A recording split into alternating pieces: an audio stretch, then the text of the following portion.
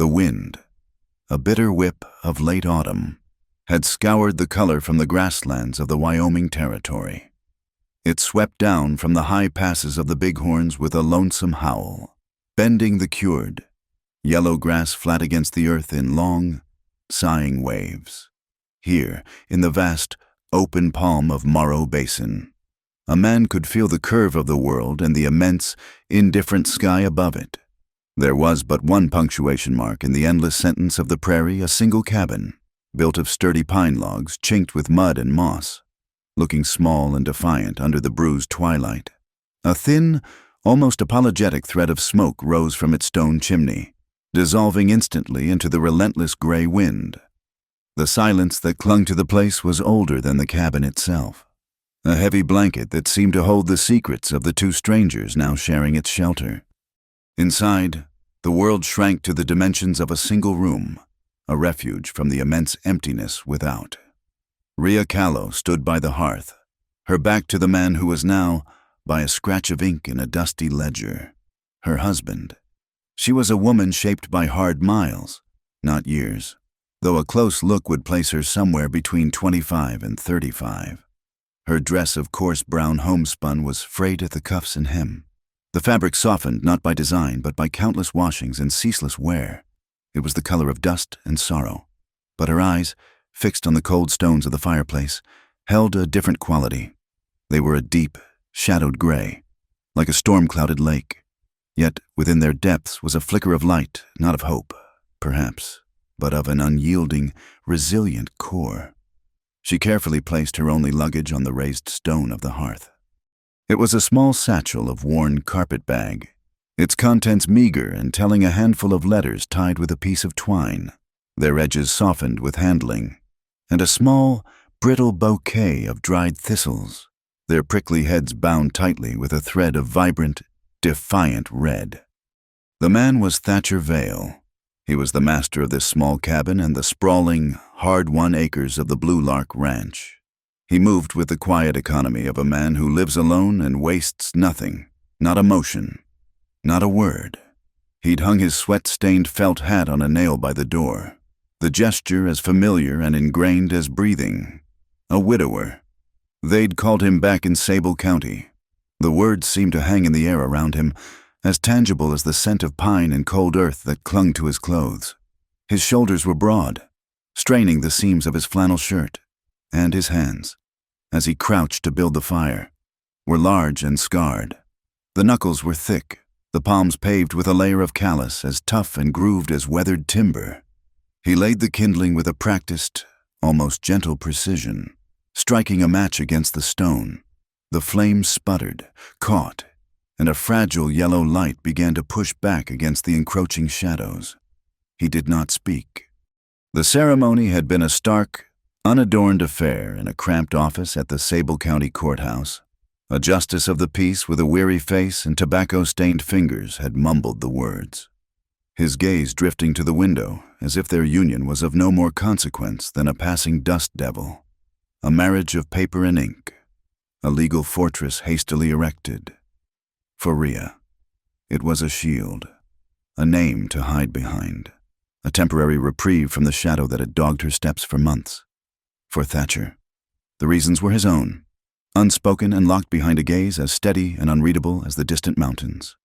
Now, in the confines of his home, the silence between them was a chasm, filled with everything they had not said, every truth they had withheld.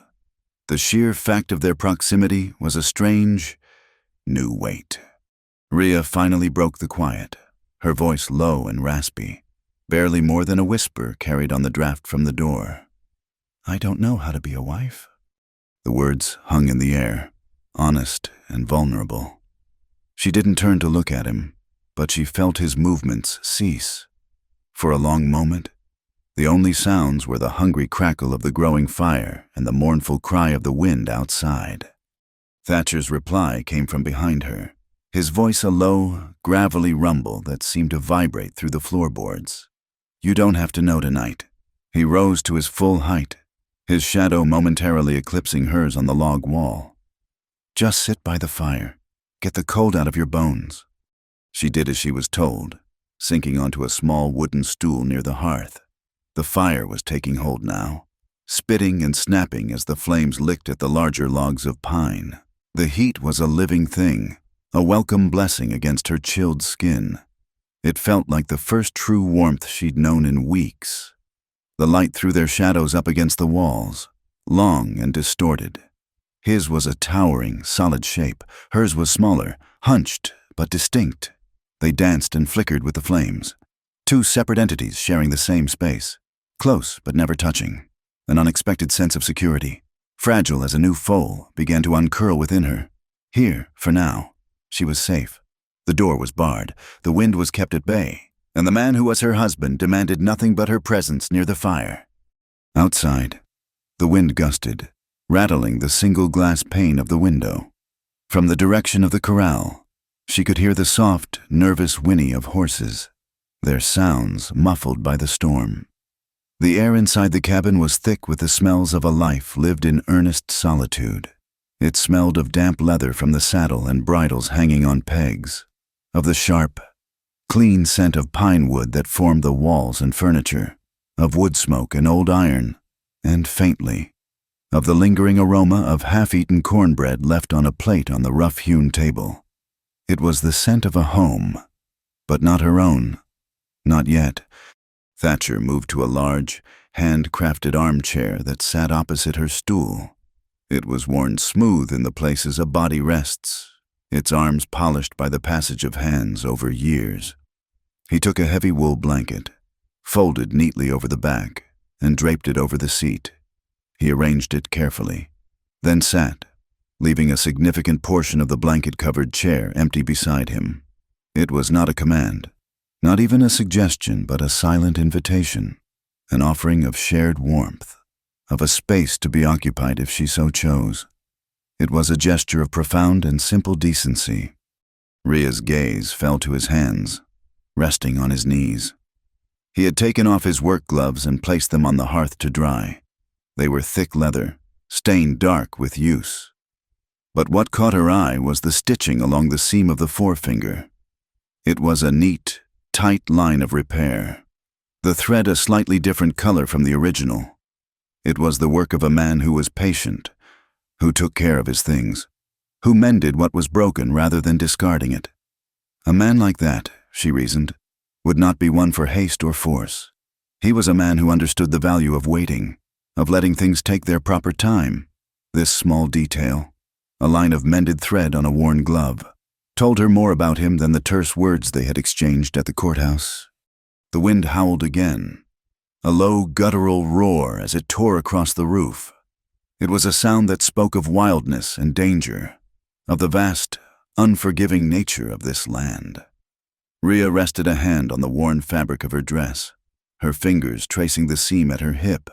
She took a slow, deep breath, drawing the smoky, piney air into her lungs, and then let it out just as slowly.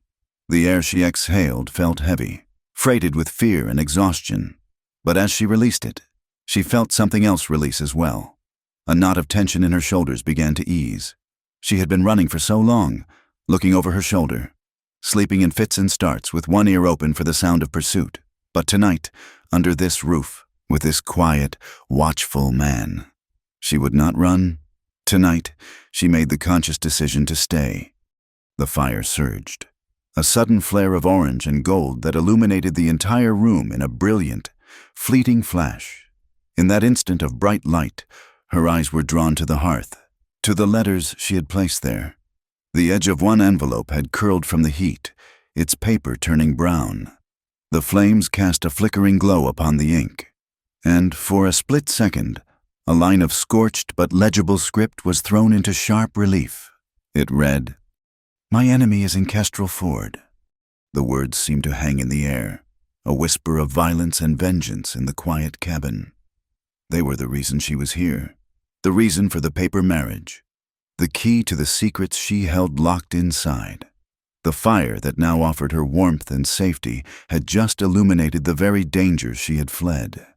The story of what was to come had found its kindling. 3 months prior, the world had a different scent. It smelled of sizzling bacon, scorched coffee, and the yeasty promise of rising bread. For Rhea, the kitchen of the Juniper Crossing Inn was not a prison, but a sanctuary. Amid the chaotic clatter of pots, the hiss of the griddle, and the constant demands of hungry drovers and weary travelers, she found a strange and steadying rhythm. Cooking was a precise art, a series of steps that, if followed correctly, led to a predictable, nourishing outcome. It was an anchor in the swirling waters of her life. She moved through the heat and steam with an efficiency that bordered on grace, her hands, accustomed to the work, moving with a certainty that her heart had long since lost. The owner of the inn was a kind, flustered woman named Martha, whose good nature was often exploited. It was Martha who first spoke of Silas Penn, the railroad foreman. With a mixture of hope and trepidation, Penn was bringing progress to this dusty corner of the territory, a spur line that promised jobs and trade. He spoke of community and prosperity, but his eyes held the flat, cold gleam of a banker appraising collateral. Rhea, who had learned to read men by their appetites and their silences, trusted him not at all. Her distrust solidified into cold certainty one sweltering afternoon. Sent to the main office to fetch a new ledger, she found the door ajar. Inside, Silas Penn was bent over the desk, his back to her. He wasn't alone. With him was a man whose face she knew, a junior clerk from the land office. Penn was guiding the clerk's hand, showing him how to apply just the right pressure with the pen to mimic another's signature on a debt ledger. Rhea heard fragments of their conversation. Interest compounded. A bad season. They'll have no choice but to sell the land rights. And then the most chilling phrase, "And we'll own the water from Sage Creek to the basin." She had backed away, silent as a shadow, her heart a cold stone in her chest. Silas Penn wasn't building a railroad. He was building an empire on a foundation of forged documents and stolen water, strangling the life from the small ranches that depended on those creeks. The proof was a ghost, a whisper in a locked room. But then, Martha, in a fit of panic over her own mounting debts to Penn, showed Rhea a stack of letters and a small, leather-bound brand record book. The book was a vital document, a record of all the local cattle brands, often used as collateral. Penn had graciously offered to hold it for her as security on a loan.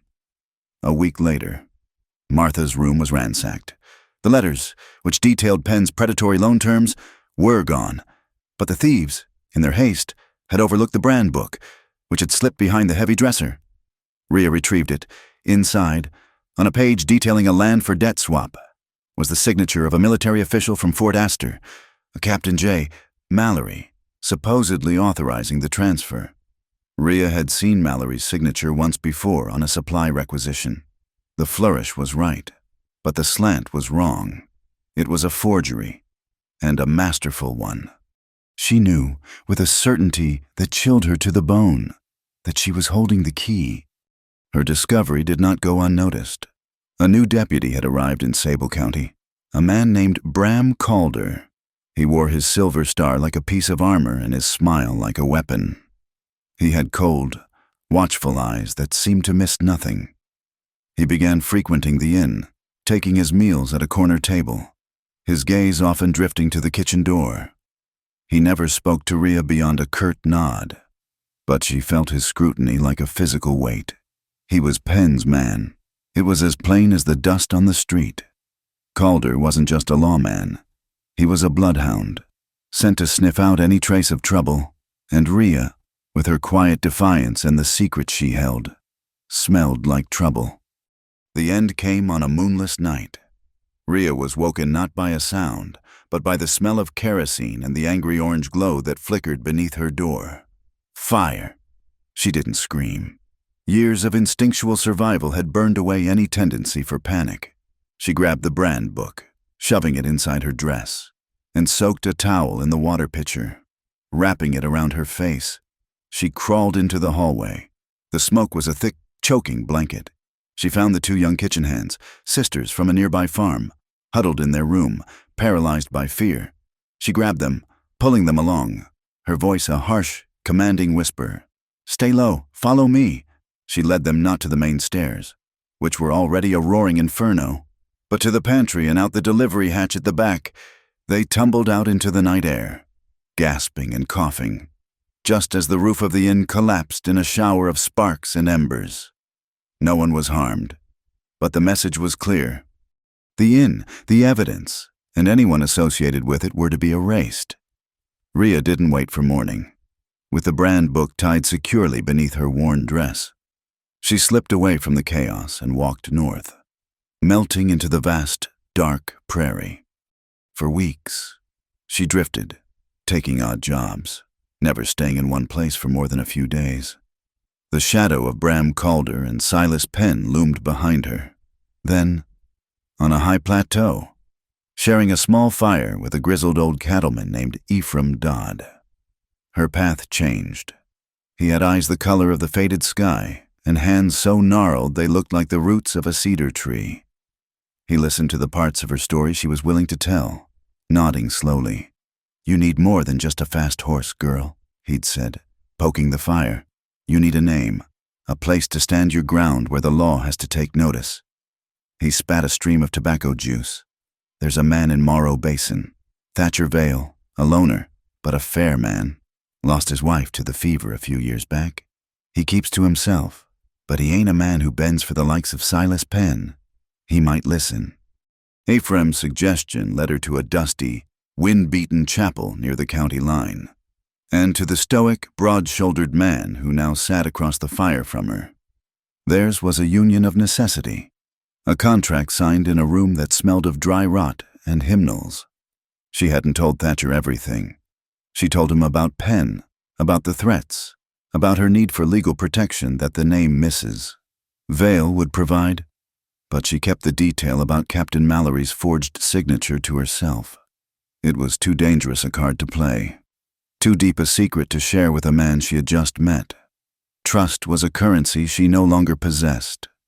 As they prepared to ride from the chapel to his ranch, a cold drizzle began to fall. While Thatcher adjusted her saddle, her sleeve rode up, revealing a pale, puckered scar that circled her wrist like a grim bracelet. It was an old mark, the ghost of a rope that had once held her tight. His eyes noticed it. She saw the brief flicker of his gaze, the slight tightening of his jaw. She braced herself for the question, the suspicion, the demand for an explanation that she was not prepared to give. But the question never came. He looked from the scar to her face, his expression unreadable. He said nothing about it. Instead, he reached into his coat pocket and pulled out a small, sturdy pocket knife with a worn wooden handle. He pressed it into her hand, his calloused fingers briefly closing over hers. The contact was brief, impersonal, yet startlingly warm against her cold skin. "Keep this with you," he said, his voice low and even. "It's good steel." And that was all. He turned and swung up onto his horse, a silent acknowledgement that she had a past filled with things that left scars, and a quiet offering of a tool for her future. It was a gesture of trust more profound than any vow they had spoken before the justice. The ride to Blue Lark was long and cold. They passed through a landscape of stark, imposing beauty, past the pale, chalky cliffs of Ivory Butte, while the rain fell in a fine, persistent mist that felt like 1,000 tiny needles against her skin. When the basin finally opened up before them, and she saw the small, solitary cabin with its wisp of smoke. It didn't look like a home. It looked like a fortress, a place of temporary peace in a long and bitter war. Now, sitting by his fire, the heat seeping into her bones, Rhea felt the exhaustion of the past month settle over her. The flight, the fear, the constant looking over her shoulder, it had all led to this quiet room. The memory of the inn fire, once a vision of terror, now seemed like a distant signal fire, marking the end of one life and the beginning of another. She looked at the scorched letter on the hearth, at the words, Kestrel Ford. She looked at the quiet, steady man who had offered her his name and a knife, asking no questions. She would not be a victim huddled by his fire. The brand book was still secure. a hard lump against her ribs. The pieces of the puzzle were scattered, but she held the most important one. She would not run anymore. Here, in this lonely cabin in the heart of the Wyoming Territory, she would gather the other pieces. She would find a way to make them fit, and she would bring Silas Penn's empire of lies crashing down into the dust. Life on the Blue Lark Ranch was measured not by the clock, but by the sun and the needs of the animals. The rhythm began in the pitch black before dawn, with the scrape of Thatcher's boot on the cabin floor. He would build up the fire from the glowing embers, and the smell of strong, boiled coffee would soon fill the small room. Then, the cold, the sharp, biting cold of a Wyoming morning as they went to the barn. The first days were a trial of pain and endurance for Rhea. Her hands, softened by kitchen work, were ill-prepared for the raw, repetitive labor of the ranch. The wire of the fences was brittle with frost, cutting at her palms as she helped Thatcher mend a break in the south pasture. The wooden handle of the hay fork raised blisters, which then broke, which then bled. Cleaning the horse troughs meant plunging her arms into ice-skimmed water, and the milking, the rangy, half-wild cow he kept for the house would kick at the pail, her hide twitching, testing the stranger's patience. But Rhea did not flinch, and she did not complain. She learned quickly, her body aching in protest, but her spirit finding a strange satisfaction in the exhaustion. She learned to anticipate the cow's kick, to lean her forehead into its flank to keep it steady. She learned to swing the axe to break ice, the shock vibrating up to her shoulders. She saw the new, raw geography of her hands not as a mark of ruin, but as a map of her own resilience. And through it all, she permitted herself a small, private smile when she managed a task that had defeated her the day before. Thatcher remained a creature of quiet observation. He never ordered her. He simply did what needed to be done, and she fell into step beside him. But she noticed, with a growing awareness, how he silently shifted the burdens. He never let her take the yoke for the twin water buckets, a task that looked heavy enough to snap a spine. He split the tough, knotted logs for the fireplace himself, leaving her the smaller, cleaner-burning pine. He would simply appear at her side when she struggled to lift a feed sack, taking it from her grasp without a word, his movement fluid and unquestioning. His greatest respect, however, was shown in the space he gave her. He never watched her to judge, only to assess need. He seemed to understand that she had come from a place where every moment was scrutinized, every action questioned. Here, he let her set the pace of her inside work. He let her choose when to rest, when to read the single dog-eared book of poetry on his shelf, or when to simply stand at the window and watch the wind move through the grass. This silent granting of autonomy was more precious to her than any spoken kindness. Rhea, in turn, claimed the kitchen as her own. It was a territory she understood. The supplies were meager, mostly beans, cornmeal, salt pork, and flour, but her skill, born of necessity at the inn, had not left her. One evening, after a long day wrestling a new BAF calf, she prepared a thick stew of pinto beans and onions, thickened with cornmeal and spiked with a precious pinch of chili she'd carried in her bag. She baked a spider pan of cornbread in the hearth embers. They ate, as usual, in a silence punctuated only by the click of spoons against pottery and the snap of the fire. The silence was different now. It was not the strained, empty chasm of their first night, but a shared, comfortable quiet, the peace of two people who had worked hard and earned their rest. Thatcher finished his bowl, scraping the last of the stew with his bread. He looked at the pot simmering on the hearth, then at his empty bowl, then, for a brief second, at her. "Ma'am," he said, his voice hesitant, as if the words were unfamiliar. "I'd be obliged. For more." Rhea's breath caught. It was more than a request for food. In the stark, unadorned language of their lives, it was a word of praise. It was a sign of acceptance. She ladled another full portion into his bowl, and the small, tight knot of fear she had carried for months ease just a little more. The Blue Lark Ranch was veined with small creeks, but its lifeblood was Pine Glass Creek, a fast, cold stream that ran down from a high spring. Thatcher had set a few small fish traps in a deep eddy, and one afternoon, Rhea went to check them. The banks were steep, a mix of gravel and soft clay made treacherous by the recent rains. She picked her way down the incline, her worn shoes slipping. She was halfway down when she heard a sound behind her. Thatcher was standing on the high bank, a coil of rope in his hand. He didn't speak, just watched her. She felt a prickle of irritation. Did he think her so useless? "The bank is loose," he said, as if sensing her thought. "Clay underneath. It can let go." He wasn't trying to stop her or order her back. He was just there, a safeguard. He let the end of the rope fall, landing near her feet. She looked at it, then back up at him. She understood. He was protecting her from a fall, not from the task itself. She grabbed the rope, tied it loosely around her waist, and continued down. She checked the traps, 2 small, silvery trout, and he hauled her back up the slick bank, his strength effortless. He took the fish without comment, and they walked back to the cabin. The rope coiled once more, the incident unmentioned but deeply understood. That evening, he presented her with a pair of boots. They were not new, but the leather was dark and supple, obviously well oiled. They were men's boots, but small. They were my father's," he said, avoiding her gaze. "He was a small man. I lined them." She looked inside.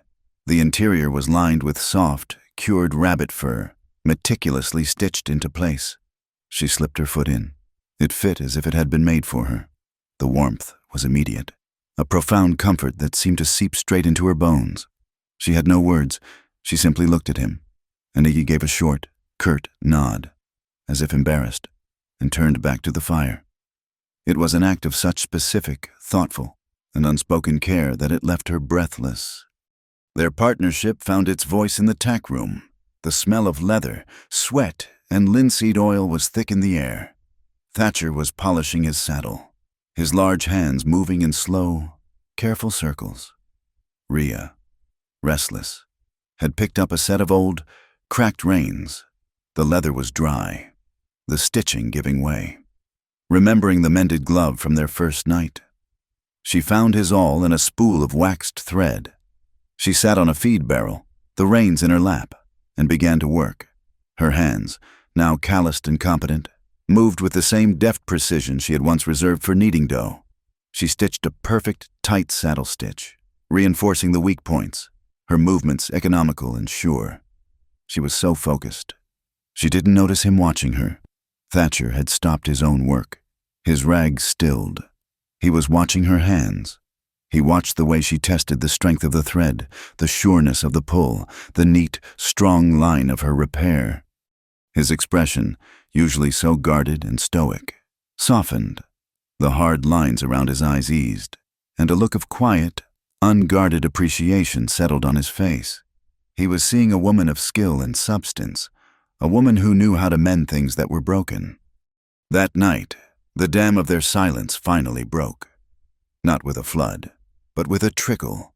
They sat by the fire, the new boots warming her feet, the mended reins hanging by the door.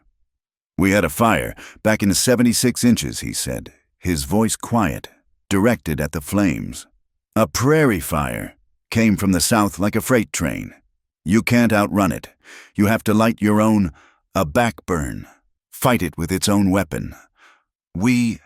I lost half the herd that year." He was sharing his history, the land's history. He was teaching her its dangers. Rhea listened, and when he was done, she offered a piece of herself in return. Not the dark, fearful parts, but a piece of her craft. "At the inn," she said, "the ovens were unreliable. To keep a cake from falling when the door slammed, you put a pan of water on the bottom rack. The steam, it keeps the air steady." He nodded, considering this. "Steam," he said, as if tasting the word. It was a simple, strange exchange, prairie fires and baking secrets. But it was the first time they had spoken of their pasts without flinching. They were building a bridge, plank by plank, across the divide that separated them. The next day, he took her to a shallow gully a mile from the cabin. He was carrying his carbine. "You need to know how," he said. It wasn't a question. He handed her the rifle. It was surprisingly heavy, the metal cold, the wooden stock smooth and oiled. He set up an old feed sack against a hillside.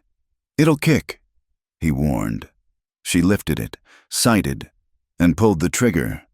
The explosion was deafening, the force of the recoil slamming the stock back into her shoulder, bruising her instantly. The shot went wide, kicking up dirt 10 feet to the left. "You're fighting it," he said. He stepped behind her. He didn't touch her. Not at first. "Don't pull the trigger. Squeeze it, like it's a part of your hand." He was patient. He corrected her stance. He gently moved her left elbow, tucking it under the rifle for support. "Find your breath. Let half of it out. Then squeeze. Let the noise be a surprise." She tried again and again. The smell of gunpowder filled the air. Finally, a small, dark hole appeared in the center of the feed sack. A quiet thrill, sharp and clean, shot through her. "Again," he said, his voice flat, but she heard the approval in it. She was loading the rifle when they heard the hoofbeats.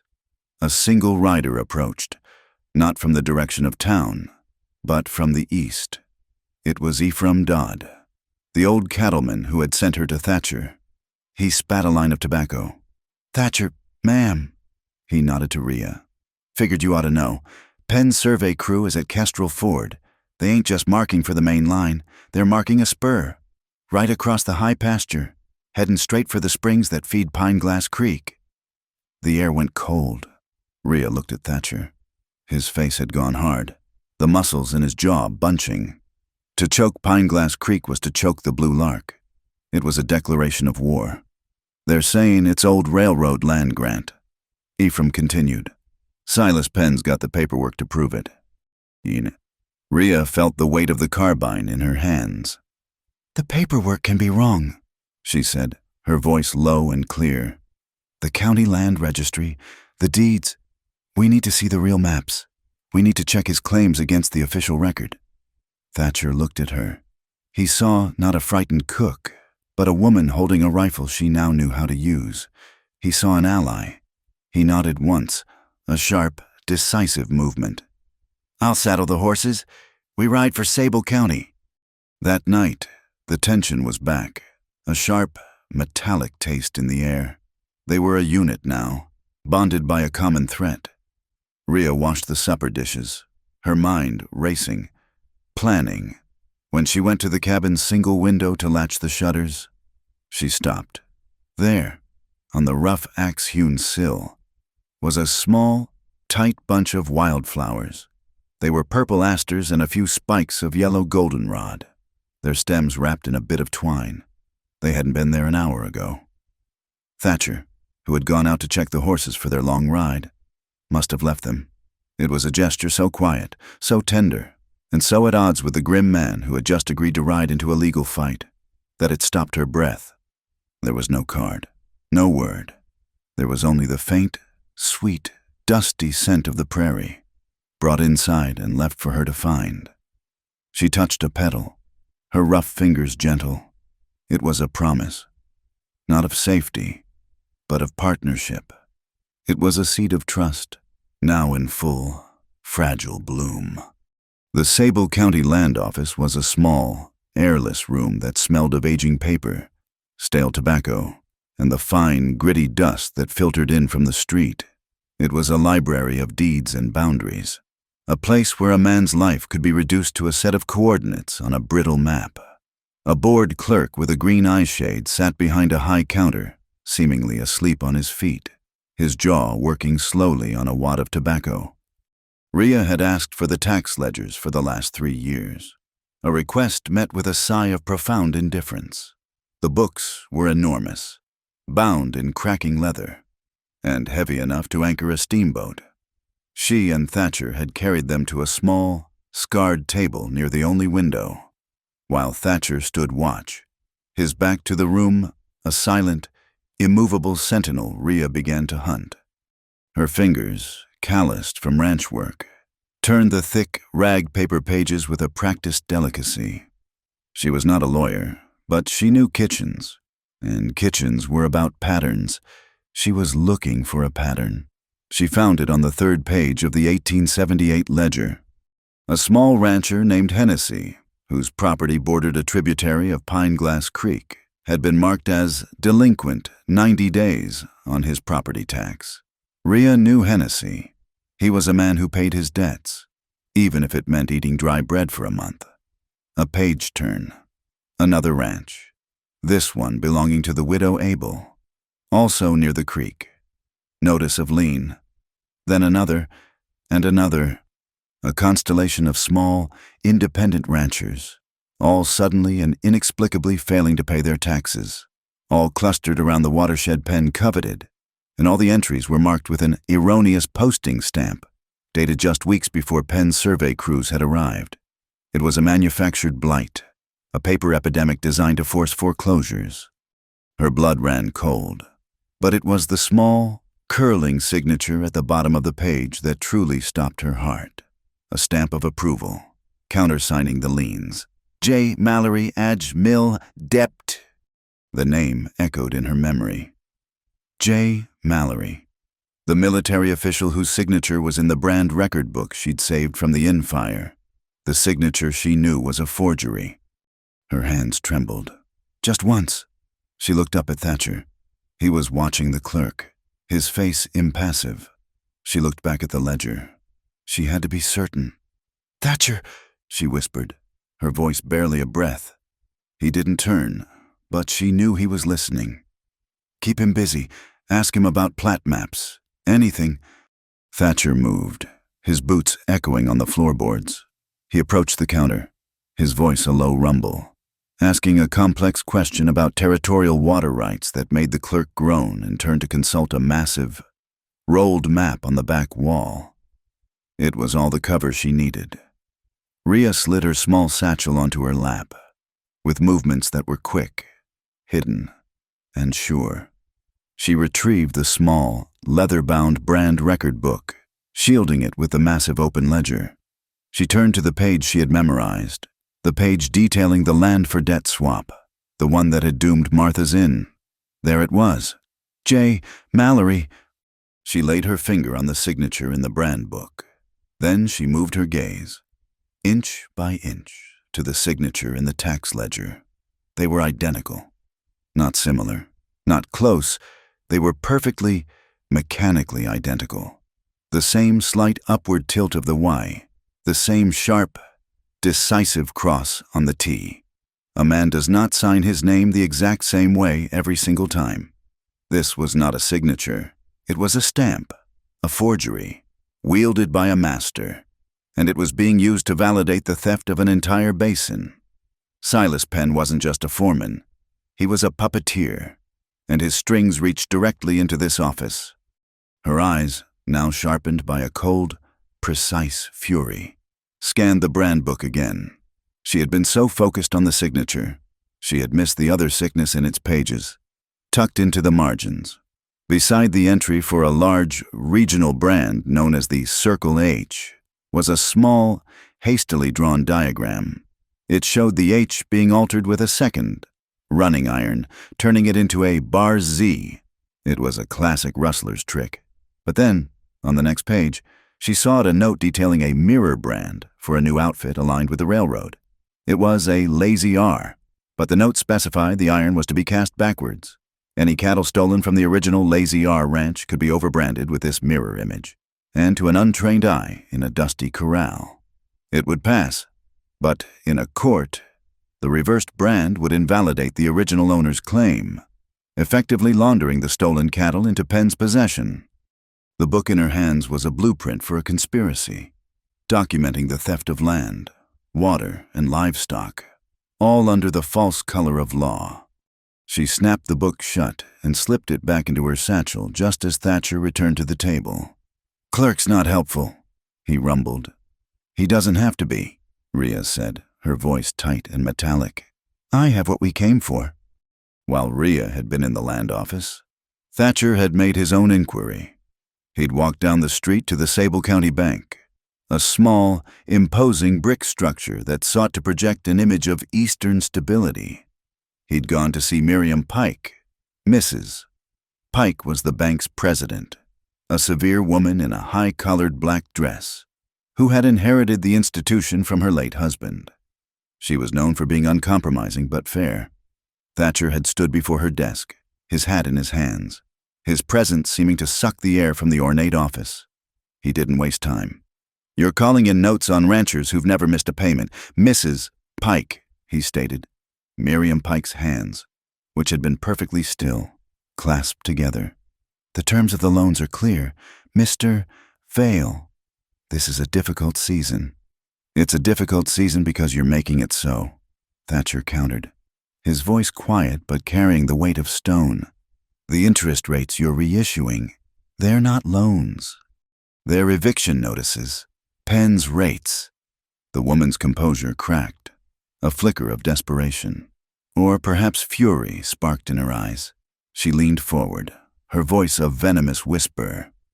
Do you see this bank, Mr. Vale? This building, the railroad holds the note on it. Silas Penn holds the note on me. I am leveraged, as he so pleasantly puts it. These new rates are a regional development initiative. They are not my choice. I am simply the tool he uses to tighten the vice. Pay your note, Mr. Vale, or I will be forced to take your land, just as I am being forced to take all the others. She had admitted it.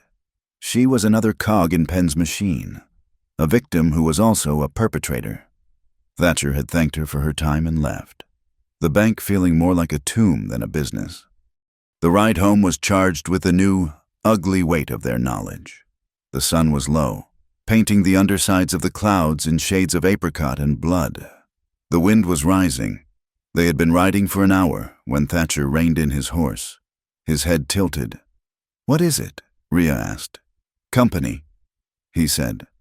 Rhea looked back. On the ridge they had just crossed, two riders were silhouetted against the dying light. They were too far away to see clearly, but they weren't moving like lost travelers. They were keeping a set distance, stalking them. Rhea's hand instinctively went to the pocket knife Thatcher had given her. Don't, Thatcher said. Just ride as I ride. He didn't spur his horse to a gallop, which she'd expected. Instead, he veered off the main trail, urging his mount down a steep, gravelly incline into a dry wash. Rhea followed, her horse sliding on the loose rock. The wash was a deep scar in the earth, its walls rising 10 feet on either side, cloaking them in shadow. They'll follow us in, she whispered, the sound of their own hooves unnervingly loud. No, Thatcher said. They'll go around, try to cut us off where the wash opens up, but they don't know this land. He urged his horse onward, not faster, but with a relentless, steady pace.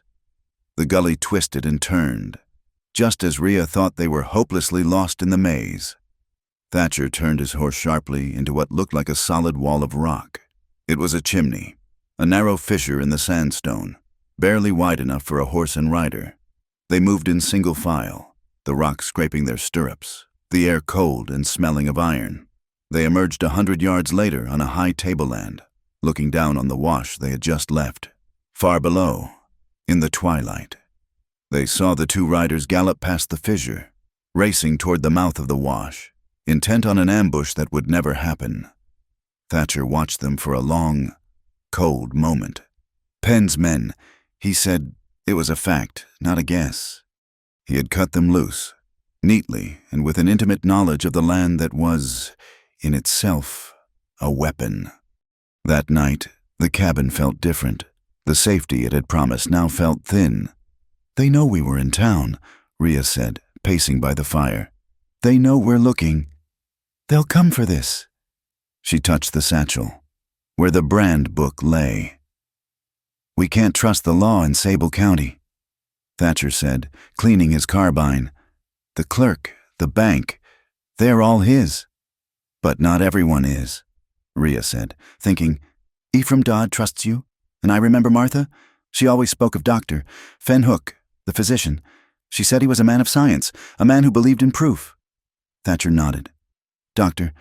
Hook, he's a good man, respected. He keeps records of his own. I'm going to make a copy, Rhea said. A perfect copy of the ledger page and the signature from the brand book. I'll send it to him. With a letter. If anything happens to us, the proof has to be somewhere else. By the dim, flickering light of the kerosene lamp, she sat for hours, her hand cramping, painstakingly replicating the damning evidence. She had just finished, sanding the ink dry, when a sound from outside shattered the night. It was not a gunshot. It was the high, terrified scream of a horse, followed by the splintering crash of a wooden gate. Thatcher was on his feet before the echo died. He grabbed his lantern and the heavy barn pike, wrenching the cabin door open and plunging into the darkness. Rhea ran after him. The main door of the small barn had been thrown open. In the sudden, chaotic light of Thatcher's lantern, she saw a nightmare of dust and hooves. The horses were panicked, rearing, their eyes white, crashing against the stalls. Someone had not only opened the doors, but had thrown something inside to terrorize them. They're trying to scatter them, Thatcher yelled, wading into the chaos. His voice a low command, trying to cut through the panic. Get the back gate! They'll run themselves off the creek bank! He lunged, grabbing the halter of his main saddle horse as it tried to bolt. Rhea, her heart hammering, ran to the far side of the barn. The small back gate, leading to the holding pen, was also open. One of the mares, wild with fear, was trying to squeeze through, but was blocked by a young colt. Rhea didn't think. She grabbed a heavy wool blanket from a rack one used for cooling the horses, remembering a trick from an old stable hand at the inn. She ran to the water barrel, plunged the blanket in, and ran toward the mare. The horse reared, its hooves striking sparks from the stone floor. Easy, girl, easy, she cried, and with a surge of adrenaline, she threw the heavy, wet blanket over the horse's head, covering its eyes. The mare shuddered, her panic momentarily smothered by the darkness and weight. Rhea, the post, Thatcher shouted. At the same moment, the mare lunged, pushing Rhea back against the gate. A strong, calloused hand clamped down on her shoulder, pulling her clear. It was Thatcher. He had calmed his horse and was now at her side. He grabbed the halter rope from her, his other hand finding the gate, in the swirling dust and the dim, swinging light of the lantern. Their hands collided as they both fought to slide the heavy wooden bar. It was not a touch of affection. It was a touch of pure, reflexive teamwork. His strength, her speed. They moved as one, slamming the heavy gate shut just as the mare threw her full weight against it. They stood panting in the chaos, the barn thick with the smell of animal sweat, fear, and something else, a sharp, chemical smell.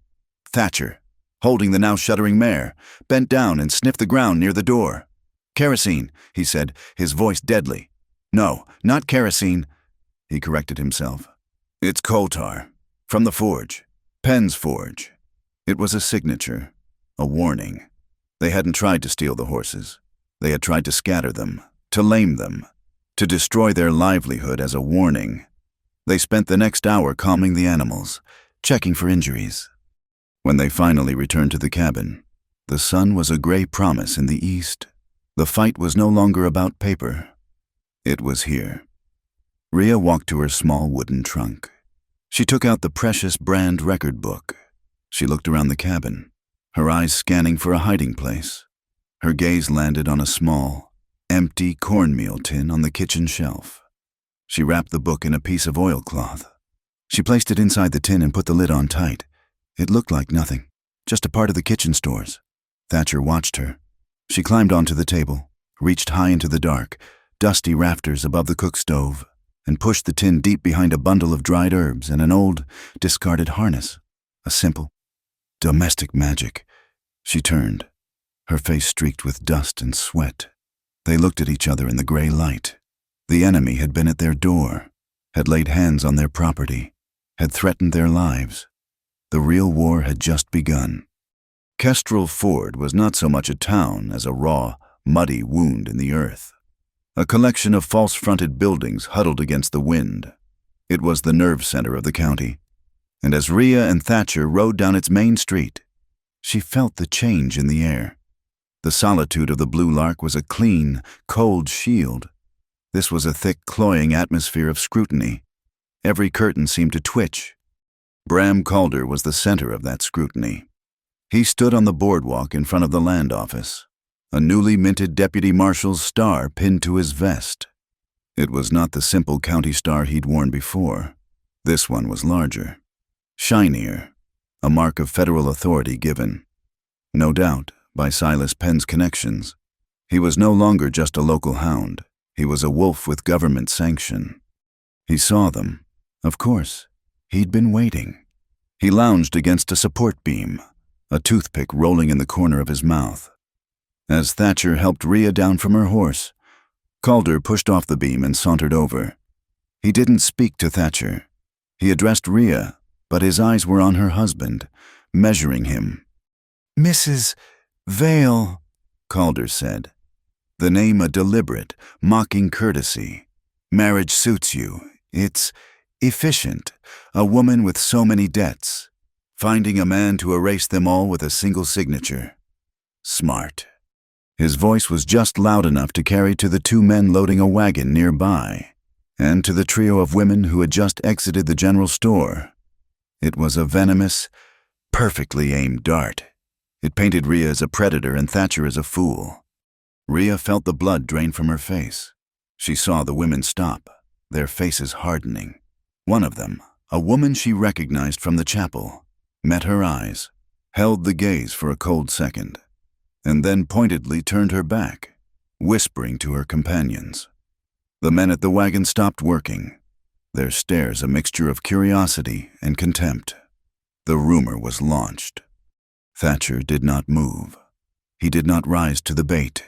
His face remained as impassive as carved rock. He simply looked at Calder, a long, flat, empty look that offered the deputy nothing to strike against. After a moment, Calder's smirk faltered, his attack having found no purchase on the man, though it had clearly wounded the woman. He spat the toothpick onto the muddy street. "Just offering my congratulations, Vale." He sneered and walked away. The damage was done. The whispers followed them like flies. "That's her, the one from the inn. Married him for his land, you know. Heard she owed money to everyone." Rhea's hands were shaking as she entered the mercantile. She had a list: salt, flour, coffee, kerosene. The proprietor, a man who had been friendly just weeks before, suddenly couldn't meet her eye. He busied himself with a ledger, calling for a boy to fill her order. The whispers were louder in here, a low, buzzing hiss from the other women by the fabric bolts. Rhea kept her back straight, her chin high, though she wanted to flee. She felt their judgment like a physical weight, isolating her. She walked to the counter to pay, her voice tight. "Just the salt for now, please." She couldn't bear to stay a moment longer.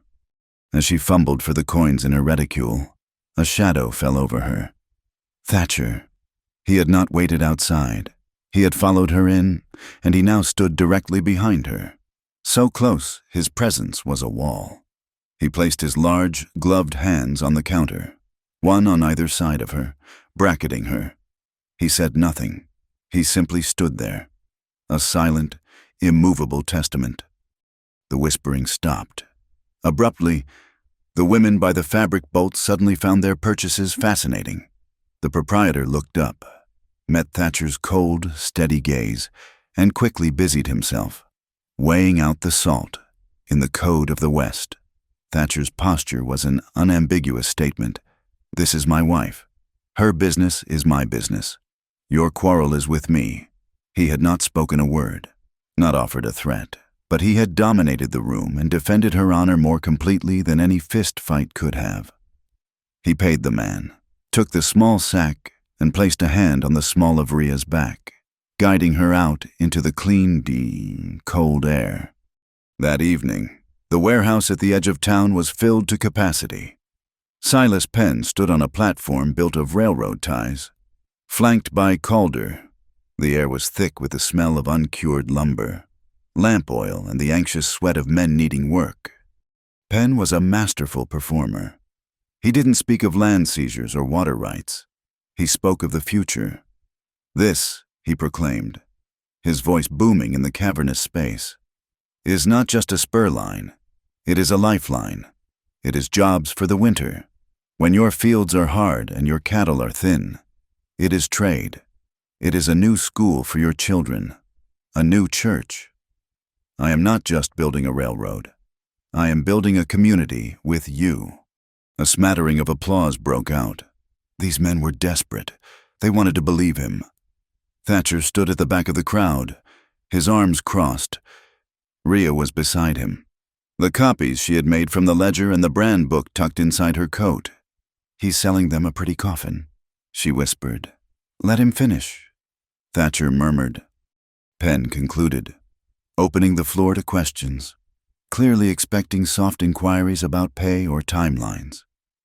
"Mr. Penn," Rhea's voice, clear and strong, cut through the murmuring. A wave of shushes and turned heads passed through the crowd. She stepped forward from the shadows, her husband at her side. "Mr. Penn," she repeated, her voice steady. "You speak of community, but your community seems to be built on false taxes." A nervous cough. Penn's smile tightened. "Ma'am, I'm not sure the ranchers along Pineglass Creek," Rhea continued, her voice rising. "Hennessy, the widow Abel, all marked for tax delinquency in the county ledger, all at the same time, all on land vital to your spur line. Can you explain that?" Penn held up a hand, his expression one of paternal patience. "My dear Mrs. Vale, I believe you are mistaken. The railroad has no involvement in county tax collection. Then, can you explain this?" Rhea held up the paper she had copied. "This is the authorization stamp for those liens, the signature of Captain J. Mallory, and this," she held up the second paper, "is a copy of his signature from a land transfer you orchestrated at Juniper Crossing. They are identical, not similar. Identical. They are forgeries." The crowd erupted. The word forgery was a lit match in a dry barn. Men shouted, "What's she saying?" "Thievery." Penn's face went dark. Calder took a step forward, his hand dropping to his sidearm. "That's a wild, unsubstantiated accusation, ma'am," Penn shouted over the din. "It is slander." "Is it?" Rhea challenged. "Or is it a clerical error like the erroneous posting stamp on every one of those delinquent accounts? Show us the real maps. Mr. Penn, show us the federal grant that gives you the right to steal our water." The warehouse was in chaos. Penn, seeing he had lost control, waved his hands frantically.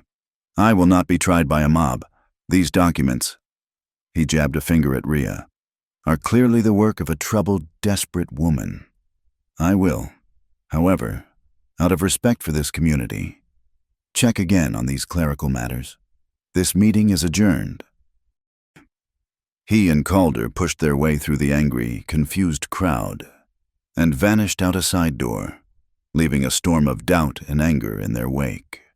Later that night, the cold was sharp, the moon a silver sliver. Rhea had gone to the public well at the edge of town to fill their canteens before the ride home, while Thatcher secured the horses. She was pulling up the bucket when two shadows detached themselves from the alley between the blacksmith and the saloon. They were two of Penn's men, the same ones she'd seen at the warehouse. That was a pretty speech. "Mrs. Vale," one of them slurred, his voice menacing. He blocked her path back to the street. "You've got a loud mouth for a woman who's all alone," the other said, stepping to her side, cornering her against the stone well. Rhea's heart hammered. She clutched the bucket handle, her knuckles white. "Let me pass." "Or what?" the first man chuckled. "You gonna make copies at us? Penn don't like loud mouths. And Calder, he don't like people who make him look bad." He reached out, his dirty hand grabbing her sleeve. "Maybe we ought to teach you some manners." I don't waste fists on cowards. Thatcher's voice came from the deep darkness behind the men. It was not loud, but it was as cold and heavy as a burial stone. The men froze. They spun around. Thatcher was just there. He hadn't run.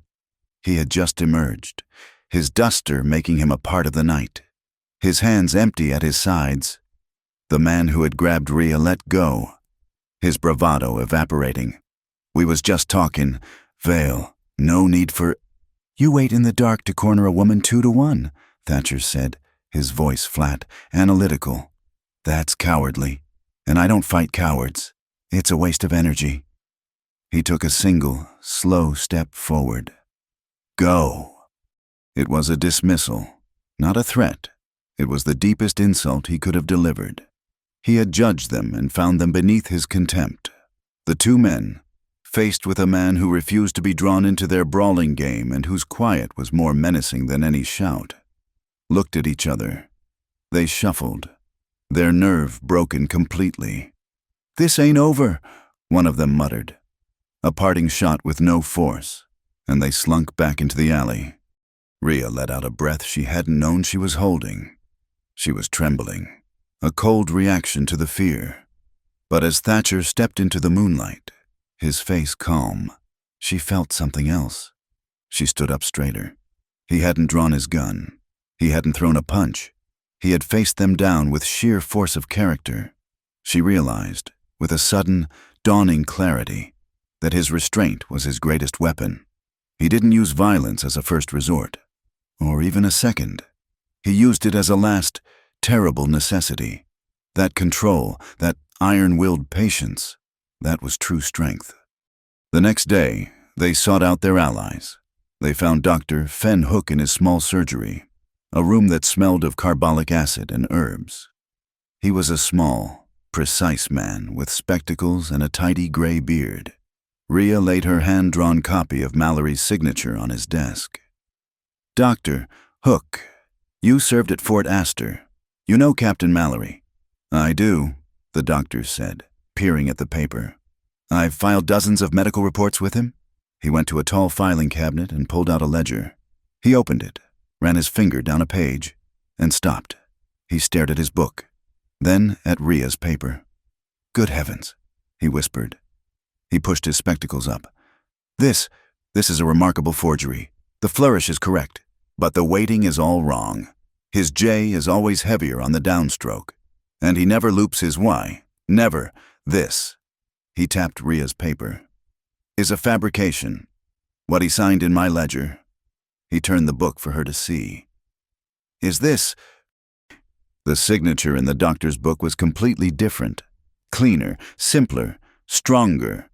The proof was absolute. Their last stop was at the edge of the high prairie, to the small camp of Ephraim Dodd. The old cattleman was mending a harness by his fire. Rhea explained what Dr. Hook had confirmed. Ephraim listened, nodding slowly. Knew it, knew that signature was rotten. He stood, grunting, and went to his saddlebags. He rummaged inside and pulled out a thin, oilcloth packet. Mallory's a straight-back man, Ephraim said. He came through here 6 months ago, requisitioning hay for the fort, had me sign a receipt, and I had him sign mine. He opened the packet. Inside was a bill of lading, and tucked behind it, a flimsy, dark sheet of carbon paper. He signed the receipt right on top of this, Ephraim said, a sly grin cracking his leathery face. Figured it's always good to have a record of what a government man promises. He handed her the carbon paper. There, in a perfect, reverse image, was the ghostly purple trace of Captain J. Mallory's true signature. It was not a copy. It was the impression of his own hand, a piece of physical evidence that could not be disputed. That night, back at the Blue Lark, the lamp burned late. The cabin was their war room. Sable County is a lost cause, Thatcher said, his voice grim. The bank, the law, the land office. Penn has his hands in all of it. We can't fight him here. Then we don't, Rhea said, her eyes bright with a cold, clear purpose. She laid Ephraim's carbon copy on the table. We don't go to the county. We go to the army. We go to Fort Astor. Thatcher looked at her, seeing the strategist she had become. This, she tapped the carbon paper, is proof of his real signature. Doctor. Hook is our witness. The brand book is the blueprint. Penn isn't just cheating ranchers. He's forging a federal officer's name. That's a crime against the United States government. We are bypassing Bram Calder and Silas Penn and taking this straight to Captain Mallory himself. Thatcher nodded, a slow, grim smile touching his lips. It's a long ride, and they won't let us make it. I know, Rhea said. Yeah. Which is why we need a plan for while we're gone. They bent over Thatcher's hand-drawn map of the basin. If it comes to a fight, Thatcher said, his finger tracing a line through the high hills. If they move on the other ranchers while we're riding for the fort, we have to get the families out. Hennessy, the widow Abel, they're too weak to fight. His finger stopped at a narrow ravine. Kestrel Cut, it's the old game trail. It's steep, but it'll hide a dozen riders. It leads out to the high plains. Ephraim can lead them. If Penn sends his men here, he'll find empty ranches and a cold trail. It was a promise, a contingency. They were no longer just defending their own land. They were planning the rescue of their neighbors. The railroad warehouse loomed in the moonless dark, a massive, angular shadow smelling of cold iron, creosote, and sacked grain. Rhea moved along its side, a ghost in the narrow alley. The plan was desperate, born of the knowledge that the warrant for their ranch was coming. They needed the last piece of the puzzle now. Thatcher had told her about a side office where the spur-line shipping manifests were kept, a small, dusty room he'd glimpsed while delivering hay weeks ago. She found the window he'd described, its glass grimy, the pocket knife he'd given her, its steel still sharp, was not a weapon but a key. She worked the blade into the brittle wood of the latch, her hands steady, her breath held tight. The wood splintered with a small, dry crack. She froze. Nothing. No shouts. No running feet. Only the distant, rhythmic clang of a hammer on an anvil from the forge. She eased the window open and slipped inside, dropping silently onto a stack of canvas tarps. The air in the office was stale, thick with the smell of spilled ink and machine oil. A single beam of moonlight cut through the grime, illuminating a tall desk and a wall of pigeonholes stuffed with papers. She lit a single match, shielding it with her body, and began to search. Bill of lading, requisition, payroll. The match burned her fingers. She dropped it, smothering it with her boot, and lit another. Her eyes scanned the labels, her heart a cold hammer in her chest. Kestrel Ford Spur Line, K40, K45. And then she saw it, a small, tucked-away cubby labeled LK47 Special Materials. It was a thin ledger. She pulled it out. Outside, in the yellow lamplight of the main platform, Thatcher had backed his hay wagon up to the loading dock. The night guard, a portly man named Hobbs with a bored expression, leaned on a crate. "That's late for a hay delivery. Vale," Hobbs said, chewing. "Horse threw a shoe just outside of town," Thatcher said, his voice the easy, unhurried drawl of a man with no concerns. "Figured I'd drop this off for heading home. Save me a trip in the morning." He swung a bale onto the dock, the movement easy, his shoulders relaxed. "Penn's been particular about the delivery times," Hobbs grumbled, but he made no move to stop him. "Is that right?" Thatcher said, grabbing another bale. He set it down, deliberately blocking the walkway. "Heard this new spur line is thirsty work, using a lot of water for the steam engine. I suppose—" "Water hell. They're using more water than the whole town," Hobbs said, stepping around the bale. "Got some new kind of pump. Guzzles it. You're blocking the—" "Hey!" The second match burned down. Rhea's fingers flew across the page of the ALK 47 ledger. It wasn't about rails or ties. It was a list of parts. Pump housing, intake valves, 600-foot pipeline, marked for... Her fingers stopped. The coordinates were not for the main river. They were for a spring. The spring. The one that fed Pineglass Creek. The lifeblood of the blue lark. This was it. This was the receipt for the theft. She tore the page from the ledger. "You're a clumsy oaf, Vale," Hobbs was saying, trying to shove the misplaced hay bale. Thatcher, seemingly trying to help, only managed to wedge it more firmly. "I ought to— What in the Sam Hill was that?" A sharp, cracking sound echoed from the side of the warehouse, the sound of a window latch giving way. Hobbs's head snapped up. "Who's there?" He fumbled for the heavy brass bell on the wall, the one used to signal a fire or theft. He grabbed the rope. "Probably just a coon," Thatcher said, but his voice was drowned out. The piercing, frantic clang of the alarm bell shattered the night. Rhea's blood turned to ice. She heard shouts from the yard. She didn't hesitate. She shoved the ledger page deep into the front of her dress and ran, not for the window she'd entered, but for the main warehouse door. She burst through it, into the vast, dark space, a maze of crates and barrels. "There, by the office," a voice yelled. A lantern swung, its beam catching her. She ducked behind a stack of flour sacks as a shot rang out, the bullet whining past her head and thudding into the wood. She ran, her breath sobbing, toward the massive, open cargo doors that led to the platform. She saw Thatcher, his shape a black silhouette against the lamplight, his wagon just beyond. Another shout. "Stop her!" She launched herself from the platform, just as a hand grabbed for her coat. She missed the wagon, landing hard, rolling into the deep, muddy ditch that ran between the platform and the tracks. She hit the bottom in a splash of icy, foul-smelling water, the precious paper a hard, protected knot against her ribs. She lay still, her face in the mud, as boots thundered on the platform above her. Where'd she go? "Into the ditch, get a lantern." A moment later, Thatcher's calm voice cut through the noise. "She went under the platform, headed toward the forge. I saw her shadow." "You sure, Vale?" "I'm sure. Go on. I'll get my wagon out of your way." The boots pounded away. The light followed them. Rhea waited, every muscle screaming. A minute passed. Then, his hand was there. Not gentle, but strong and sure, closing around her arm. "Now," he whispered. He hauled her from the ditch in one powerful movement, half lifting, half dragging her into the blackest shadow, between the platform and a small, dilapidated shed. He shoved the shed door open. "In here."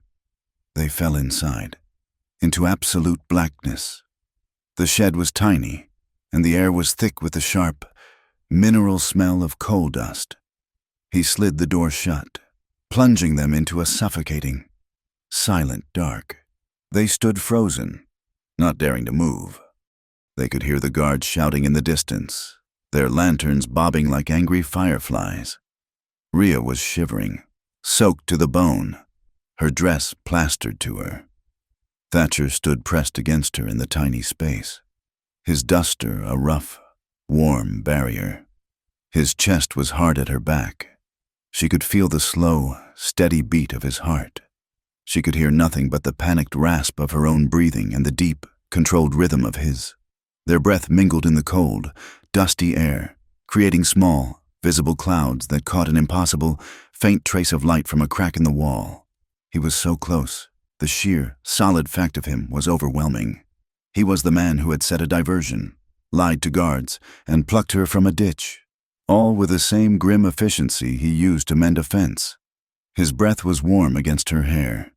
She could feel the tension in him, the coiled readiness to fight. "You're shaking," he murmured. His voice a vibration she felt more than heard. I'm cold." His hand, the one that had pulled her from the mud, moved to her shoulder. It stayed there, large and heavy, a grounding weight. Not a caress, but an anchor. And in that pitch-black, suffocating, coal-dusted shed, with the sounds of their enemies just yards away, Rhea felt a pulse of warmth that had nothing to do with the fire. Their eyes met in the dark, a silent acknowledgement of the shared danger, the shared victory, a bond forged in mud and desperation. When the shouts finally faded, They slipped out and made their way back to the horses, hidden in a livery 2 streets over. The ride back to the Blue Lark was silent, fast, and cold. By the time the first gray light of dawn touched the cabin, Rhea was at the table. She laid out the 3 pieces of her war. First, the copy of the forged tax lien from the Sable County ledger. Second, Ephraim Dodd's carbon paper, the ghostly true signature of Captain J. Mallory. Third, the mud-stained, crinkled, but perfectly legible shipping manifest for LK-47, the order for the pump and pipeline to steal their water. It was all there, the motive, the forgery, the execution. She looked at the papers, a complete story of a crime. For the first time since she'd fled the burning inn, she didn't feel like prey. She was no longer running from anything. She was running toward a reckoning. Thatcher, his face grim, sat across from her. He had taken a piece of charcoal from the hearth and was drawing on a wide, clean piece of pine board. His large, rough hands moved with an artist's precision. He was mapping it, not the county-approved plats, but the land as he knew it. He drew the true spring, a circle high in the hills. He drew the path of Pineglass Creek, and then, with a heavy, angry black line, he drew the route of Penn's new diversion ditch as described in the manifest, a scar that cut across the high pasture and bled the spring dry before it could ever reach their land. The drawing was stark, simple, and devastating. It was a picture of a strangulation. "This," he said, tapping the drawing, "is what we show Mallory. This is the proof a soldier understands." A hard, frantic knocking at the door made them both jump. Thatcher had his rifle in his hand before the second knock came. He opened the door. It was Agnes Y., the schoolteacher. She was breathless, her horse lathered. "Agnes, what is it?" "I just came from town." She panned, her eyes wide. "I was at the Mercantile. Bram Calder was there. With the justice. He has it. He got a federal warrant. They're riding out to search your ranch. They're looking for stolen documents. He's claiming you stole the brand record book from the inn. They'll be here by noon." The heir left the room. Noon. They had hours. "The copies?" Rhea said, her mind racing. "The copies are with Dr. Hook. Calder won't just search," Thatcher said, his voice flat. "He'll find what he's looking for. He'll plant it if he has to. And he will tear this cabin apart until he finds the real book." He looked at the rafter where the tin box was hidden. "We have to move it. All of it." "Where?" Rhea asked. "They'll watch the road to Fort Astor. The abandoned church at Rowan Bluff," Agnes said immediately. "It's consecrated ground, but no one's used it in years. It's 5 miles off the main road. I can hide them there. Under the altar, no one would think to look." Thatcher nodded. "It's a good plan." He climbed onto the table and retrieved the tin. Rhea gathered the map and the manifest. They wrapped the entire dossier in oilcloth. "Go," Agnes urged. "I'll ride back to town. Slow. I'll make sure I'm seen. It'll give you time. Meet me at the crossroads. But hurry, the sky is turning." She was right. The wind, which had been still, was picking up, and the gray light of morning had a sick, yellow tinge. They met Agnes at the crossroads, a lonely intersection of 2 dirt tracks.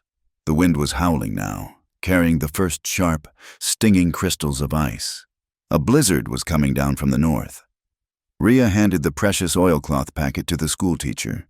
"Agnes, this is—" "I know what it is," Agnes said, her face set. "It's our fight, too. Silas Penn is trying to develop my schoolhouse right into a depot. I'll do more than hide this. I'm going to see the Hennessy's. I'm going to see the widow Abel. When you get back from Fort Astor, you'll have witnesses." She secured the packet in her saddlebags, gave them one last firm nod, and rode off into the building storm. Rhea and Thatcher turned their horses, but not toward home. "Calder will be there by now." Thatcher yelled over the wind, "We can't go back, and we can't ride for the fort in this." The snow was coming thick and fast, a blinding white curtain that erased the world. They were exposed, fugitives with no home to return to. "There's a line shack." Thatcher pointed into the white chaos. "On the Pine Ridge, about a mile. We can wait out the worst of it there." It was a desperate, freezing ride. They bent low against their horses' necks, the wind screaming, the snow so thick they could barely see 20 feet. They found the shack by sheer luck, a dark, low shape huddled in a grove of wind-lashed pines. It was barely a shelter. A single room, logs chinked with frozen mud, a broken-down door, and a crude stone fireplace. But it was out of the wind. Thatcher fought the door shut, barring it with a piece of rotted timber. Rhea, her hands blue and numb, fumbled with the kindling he'd pulled from his saddlebag. They got a small, smoky fire going. The world shrank to the four walls of the tiny, freezing hut. The wind hammered the roof, a deafening, terrifying roar. It was the sound of the world ending. They sat side by side, huddled in their blankets, staring into the meager flames. They were trapped. The silence inside was heavy, broken only by the wind and the crackle of the fire. Thatcher stared at the flames, his face a mask of old grief, hardened by the new, immediate danger. "My wife, Ilara," he said, his voice so quiet Rhea almost didn't hear him. He didn't look at her. "She was bright, like this fire. She wasn't made for this land. It was too hard, too cold." He picked up a small twig and fed it to the flames. "When she died, the fever, the quiet in the cabin was so loud. I didn't just lose her." He took a shaky breath, the confession costing him. "I think I got scared of the warmth. It just seemed easier to stay cold, safer." He was not just talking about his wife. He was explaining the last few months. He was explaining the empty chair, the silent meals, the distance Rhea listened, the sound of his words settling in her heart. She understood what it was to be afraid of warmth, to be afraid of anything that could be taken away. She had lived that way for years. She said nothing. Instead, she slowly unwrapped her hand from her blanket and reached across the small space between them. She laid her hand, chapped and scarred from the ranch work, on top of his. His hand was rough, calloused, and surprisingly warm. He flinched, as if startled, but he didn't pull away. She just left it there, a simple, solid pressure, a silent answer. "I am here. I am not afraid of your cold." They sat like that for a long time, the storm raging around them. Finally, Rhea spoke, her voice as quiet and steady as his had been. "Thatcher." He turned his head, his eyes meeting hers in the flickering firelight. "I've been running for a long time," she said, "from Kestrel Ford, from Juniper Crossing, from my whole life, but I'm not running anymore." She tightened her grip on his hand. "If Bram Calder burns that cabin to the ground, if we have to ride out of here tomorrow with nothing but the horses, I'm not running from you." It was a vow. It was the truest thing she had ever said. The wind howled, a mournful cry. Thatcher's gaze held hers, the firelight reflected in his eyes, and she saw the hardened, frozen grief that lived there begin to shift. It was not a crack, but a thaw. The cold, safe distance he had kept for years was in that tiny, storm-tossed hut. Finally, fatally, breached. The wind against the walls of the line shack was no longer a howl. It was a physical assault, a battering ram of ice and fury. Inside, the world had shrunk to the small, flickering circle of light cast by the meager fire. The flames painted a warm, moving outline on Thatcher's broad shoulders, and found the tiny, melting crystals of snow that clung to Rhea's hair like a dusting of diamonds. The sound of her own words, her vow, "I'm not running from you," seemed to hang in the air between them, a tangible thing in the charged quiet. Thatcher did not move for a long moment. He simply watched her, his eyes, which had held the bleak, frozen landscape of his grief for so long, were now filled with the unsteady light of the fire. She saw in their depths a struggle, a slow, seismic shifting of a world he had built to keep himself safe, to keep himself cold. The walls of that fortress were crumbling, not to a sudden assault, but to the steady, quiet pressure of her presence, her resilience, her unexpected promise. He let out a breath, a long, slow exhalation that seemed to carry with it years of guarded solitude. The cold was a persistent ache in Ria's bones. She stood and moved closer to the hearth, turning her back to him, extending her numb, chapped hands to the pathetic warmth. She felt more than heard him rise from the floor. The old floorboards groaned under his weight.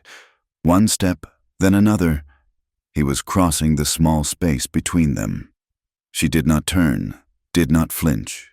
She stood her ground, her gaze fixed on the hypnotic dance of the small flames. She felt him stop just behind her, his presence a sudden solid wall of heat that blocked the drafts from the chinked logs. Then his hands came to rest on her hips. The touch was not tentative, but it was not possessive. It was sure, steady, and grounding.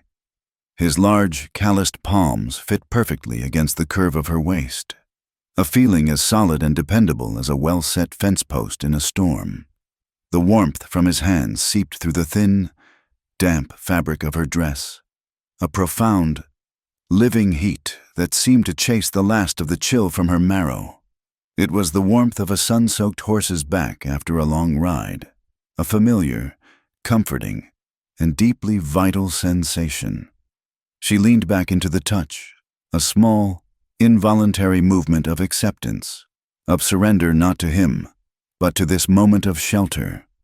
His head lowered, his breath stirring the fine hairs at her temple. She closed her eyes, and on a slow intake of air, she rose on her tiptoes, turning her face toward his. Their breaths met in the cold air, mingling in a visible cloud, a shared essence in the space between their lips. The world stopped. The roar of the blizzard faded to a distant murmur. The only sound was the frantic, hopeful drumming of her own heart and the soft, almost inaudible whisper of his breath against her cheek.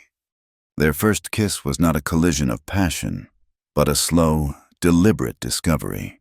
It was a question asked and answered in a single, lingering touch. His lips were chapped from the wind, but they were gentle, moving against hers with a sureness that spoke not of experience, but of a deep and certain intent. It was a kiss that offered comfort before it sought passion, a seal on the unspoken promises that had passed between them. Her hands, which had been clenched at her sides, came up to rest on the solid wall of his chest. She could feel the steady, powerful beat of his heart under her palm, a rhythm that was becoming as familiar as her own. His hands moved from her hips, sliding up her back, his thumbs tracing the line of her spine. There was no demand in his touch, only a kind of reverence. His hands stopped where they were invited to linger, moved on when they were welcomed. It was a language of respect, a silent conversation in which her smallest response was heard and honored. He broke the kiss slowly, resting his forehead against hers. They stood like that for a long moment, simply breathing each other in. The air was thick with the scent of wood smoke, wet wool, and the clean, sharp smell of the snow that clung to their clothes. Ria tilted her head, laying her cheek against the rough flannel of his shirt, her forehead finding the warm, protected hollow of his neck. She felt the pulse that beat there, strong and steady against her skin, and it seemed to sync with her own, two separate heartbeats finding a single, shared cadence. With a soft rustle of fabric, his heavy duster, his armor against the world, slipped from his shoulders and fell unheeded onto a nearby saddle that had been left in the shack. Her own damp coat followed, landing beside it.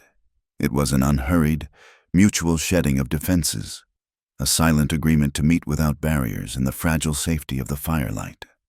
He pulled back just enough to look at her, his hands coming up to frame her face. His thumb moved with an astonishing gentleness, brushing a smudge of soot from her cheekbone, the small, careful gesture, from a man whose hands were built for hard labor and brute force, was more intimate than any passionate embrace. She watched as he carefully, methodically, pulled off his thick leather work gloves, dropping them beside their coats. He then took her hand, his bare skin touching hers for the first time. The contrast was a shock. His palm was a landscape of callus and scar. Yet the heat that radiated from it was a living, gentle thing against the cold ache of her own skin. He raised her hand to his lips and pressed a soft, warm kiss to her bruised knuckles. She felt a tremor run through her, a release of some old, knotted fear she had carried for so long. She reached up, her fingers tracing the hard line of his jaw. He closed his eyes, leaning into her touch. She brushed a stray, damp lock of dark hair from his forehead, her fingers lingering in the thick, clean texture of it. His lips found the sensitive skin just below her earlobe, a touch as light as a spark from the fire, sending a shiver of pure, uncomplicated warmth down her spine. There were no grand declarations, only these small, perfect gestures. It was a promise spoken not in words, but in the language of a soft touch, a shared breath. In the small, storm-tossed hut, they found each other not with the frantic desperation of lonely people, but with the quiet, profound relief of two travelers finding a warm, well-lit doorway in the middle of a blizzard. It was a coming together that was about closeness, about the simple, undeniable comfort of another human being in the dark. Every touch was cherished, every glance was held. There was no roughness, no haste. It was a slow, careful exploration, a mapping of scars, both visible and unseen. It was the gentle, healing pressure on an old bruise. The fire slowly died down, the flames sinking into a bed of glowing, pulsing embers. The light in the shack softened to a dim, intimate red. The roar of the wind seemed to have lessened, its fury spent. Thatcher pulled the heavy wool blanket from his saddle roll, the same one he had offered her on their first night, and wrapped it around both of them. They sank down onto the cleaner pile of hay in the corner, a shared cocoon against the cold. He whispered her name, Rhea, and the sound of it in the quiet was a prayer. She answered with his, Thatcher, and felt a small, soft laugh bubble up from her chest. He answered with a low chuckle of his own. It was a sound of pure, unburdened relief. It was the sound of intimacy healing the old, fractured places within them. They lay in the warm darkness, wrapped in the blanket in each other's presence, listening to the wind sigh and the embers crackle. I'm here, Rhea whispered into the woolly darkness, the words a simple statement of fact that held the weight of a lifelong vow. A long moment passed, and she felt his arm tighten around her, pulling her impossibly closer. I heard you, he answered, his voice a low rumble against her ear. And in the wild heart of the Wyoming blizzard, their two voices, like their breaths before, mingled and became one with the sound of the wind. The dawn came not with a brilliant sunrise, but with a slow, gray filtering of light through the cracks in the log walls. The wind had died. The silence was absolute, profound. Rhea awoke first. She was warm, nestled against Thatcher, the heavy blanket a comforting weight. He was still asleep, his face in repose, looking younger. The hard lines of worry and grief smoothed away. She slipped from their cocoon of warmth, her movements slow and quiet. The fire was dead, a pile of soft, gray ash. She went to the broken door and pushed it open. The world was transformed.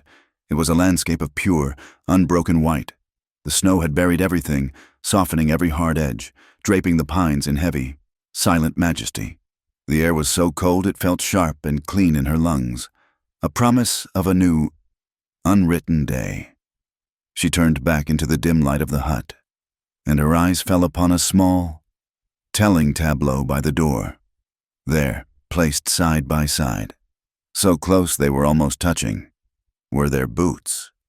His were large, scuffed, and sturdy, the leather darkened with years of hard use. Hers were the smaller pair he had given her, the ones he had so carefully lined with rabbit fur.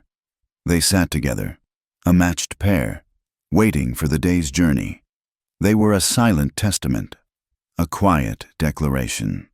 They were the unspoken promise of a path that would now be walked together. The snow stopped as abruptly as it had begun, leaving the world muffled, scoured, and blindingly white. The silence that followed the storm was absolute, a heavy blanket over the land. When Thatcher and Rhea rode back to the Blue Lark, their horses wading through waist-deep drifts, the stillness felt wrong. It was not the peace of isolation. It was the quiet of a vacuum. They saw the tracks first. A dozen horses plowing a wide, ugly trough through the pristine snow, all leading to and from their cabin. Bram Calder had not waited. The cabin door was off its hinges, leaning drunkenly against the frame, shattered by a boot. Rhea stopped on the threshold. The violation was absolute. It was a cold, methodical, and personal rage. Calder hadn't just searched, he had desecrated. Her small trunk was split open, its few contents scattered and trampled. The mattress was slashed, its corn husk stuffing spilling onto the floor like entrails. Sacks of flour and beans had been sliced open, their contents mixing with the mud and snow tracked in by the invaders. Floorboards had been pried up, stones from the hearth pulled loose. It was a place of violence, a message of utter contempt. Thatcher said nothing. His face was a mask of cold, controlled fury. He moved past her, his eyes scanning the destruction. He looked up, to the high, dark rafter above the ruined cook stove. He climbed onto the overturned table, his movement steady, reached deep into the shadows, and pulled out the small, empty cornmeal tin. He dropped it to the floor, where it landed with a hollow, tinny sound. He looked at Rhea, and a small, grim, and terrible smile touched his lips. They had been too late. The proof was gone. The home was violated. The war was here. Silas Penn, however, was a master of narrative. The blizzard that had trapped Thatcher and Rhea and given Calder his opportunity was framed by Penn as a trial from which Kestrel Ford would emerge stronger. He announced a grand track-laying ceremony at Cinder Mesa, a dusty flatland west of the Springs. It was, he proclaimed, a celebration of their resilience, a chance to lay the first symbolic rail of the new spur line. Thatcher and Rhea, now homeless, understood the true purpose. Cinder Mesa was directly adjacent to the headwaters of Pineglass Creek. The ceremony was a public pageant to legitimize his false survey stakes, a piece of theater to consecrate his theft of their water. They met their allies in the only place they knew was safe the bone cold, abandoned church at Rowan Bluff, where Agnes Y. had hidden their dossier. The teacher was there, her face pinched with worry, along with Dr. Fenhook, his medical bag in hand. They found nothing, Rhea told them, the words tasting like ash. But they destroyed the cabin. They were animals, Thatcher said, his voice flat. It doesn't matter. They didn't get this. He nodded to Agnes. I brought more, Agnes said, her voice shaking with a quiet anger. She produced 3 folded sheets of paper. Affidavits. I went to the Hennessy farm. I spoke to the widow Abel. I found old man Thurmond. They were coerced. Mr. Vale. Penn's men had them sign new loan extensions, but they said they were forced. She tapped the papers. They swear to it. They're terrified, but they're done running. Doctor. Hook nodded, pulling his own ledger from his bag, along with Ephraim's precious carbon copy. I will attest, as a man of medicine and an officer of the court, that the signature on the brand record book is a forgery. This carbon copy, matched against my own records of Captain Mallory's hand, is irrefutable. They had the complete case, the motive, Luck 47, the method, the forged documents, and now, the sworn testimony of the victims. We have to stop that ceremony, Rhea said, her voice hard. It's not symbolic. It's a land grab, and he's using the whole town as his witness. He'll have the pump running, Thatcher reasoned, his eyes distant, seeing the land in his mind. He'll open the temporary weir his crew dug. He needs to show the crowd that his ditch has water, and that the old creek is drying up. He'll blame the blizzard, or nature. He just needs to show them the water flowing his way. A sudden, cold understanding passed between him and Rhea. If we could stop the pump, she began, and send the water back where it belongs, he finished. The entire crowd would see the lie. The plan was audacious, requiring them to move through open land in broad daylight. But the ceremony itself provided the cover. The entire populace of Kestrel Ford, dressed in their Sunday best, was making the slow trek by wagon and horseback to Cinder Mesa, a festive, chattering migration that left the vital points of Penn's operation unguarded. Thatcher and Rhea split up. Thatcher's path took him high into the rocky hills above the basin, to the place where the main spring fed into Penn's illegal diversion channel. The weir was a heavy, crude gate of raw timber, held in place by two thick iron bolts that diverted the water away from Pine Glass Creek. He'd brought a heavy mill file. The work was slow, agonizing. The screech of the file on the metal was loud in the thin air, but the wind and the distant noise of the crowd provided cover. He filed, his arms burning, until the bolts were thin, scored, and groaning under the immense pressure of the water. Rhea's target was the pump house. It was a noisy, chugging shed of corrugated iron, set over the diversion ditch, designed to feed the steam engines. Just as she'd guessed, only one man was on duty, and he was more interested in the flask in his pocket and the celebration on the hill. Rhea had spent the night in the church sharpening a thick piece of hickory wood into a dense, angled peg. She circled the shed, found a loose panel, and slipped inside. The heat was stifling, the air thick with the smell of hot oil and steam. The massive drive lever, the heart of the machine, rose and fell with a deafening, rhythmic ka-chunk, ka-chunk. She waited. The tender took a long pull from his flask, wiped his mouth, and looked wistfully toward the mesa. He stepped outside for a better view, complaining to the empty air about missing the speeches. Rhea moved. She ran to the mechanism, and at the precise moment the lever reached the top of its stroke. She jammed the hickory peg deep into the joint of the drive arm. On the downstroke, the lever hit the unyielding wood. There was a sound of immense, strangled pressure, a horrible, high-pitched squeal of metal, and the machine seized. The lever froze, the engine choked, sputtered, and died. She was out the loose panel and gone before the tender even realized the noise had stopped. At Cinder Mesa, Silas Penn was in his glory. He stood on a platform, flanked by a smug Bram Calder. The crowd was before him, their faces turned up, hopeful. "And too many have said this land is finished," Penn boomed, his arms spread wide. "Too many have said the creeks are running dry, I say. We are a people who make our own destiny. We make our own water." He raised a hand in a theatrical signal to a man on the ridge. "Open the gate, let prosperity flow." The crowd turned, murmuring, to look at the new, wide, and very empty ditch the railroad had dug. They waited. Nothing. Penn's smile faltered. He signaled again, more angrily. A man came running, sliding down the gravelly slope, whispering frantically in Penn's ear. And at that exact moment, a new sound filled the air. A low, distant roar. Like a freight train, it was coming from the other direction. The crowd turned as one, a mile away. At the mouth of the Blue Lark Basin, the dry bed of Pine Glass Creek was suddenly a churning, muddy torrent. The water, freed from its prison, was surging back into its natural channel. Thatcher, his work done, had broken the weir. The crowd looked from the flooding, living creek, then back to Penn's bone-dry, dead ditch. The pump was silent. "Looks like your water found its way home, Mr. Penn." Thatcher's voice, deep and clear, cut across the mesa. He was standing at the edge of the crowd, his face grim. All eyes snapped to him. And then to Rhea, who stepped out from beside him. The wind whipped her hair, but she stood as if she were rooted in the stone. She was no longer the trembling victim from the mercantile. Her voice was not a whisper. It was a proclamation. "He isn't bringing you water," she cried, her voice carrying to every ear.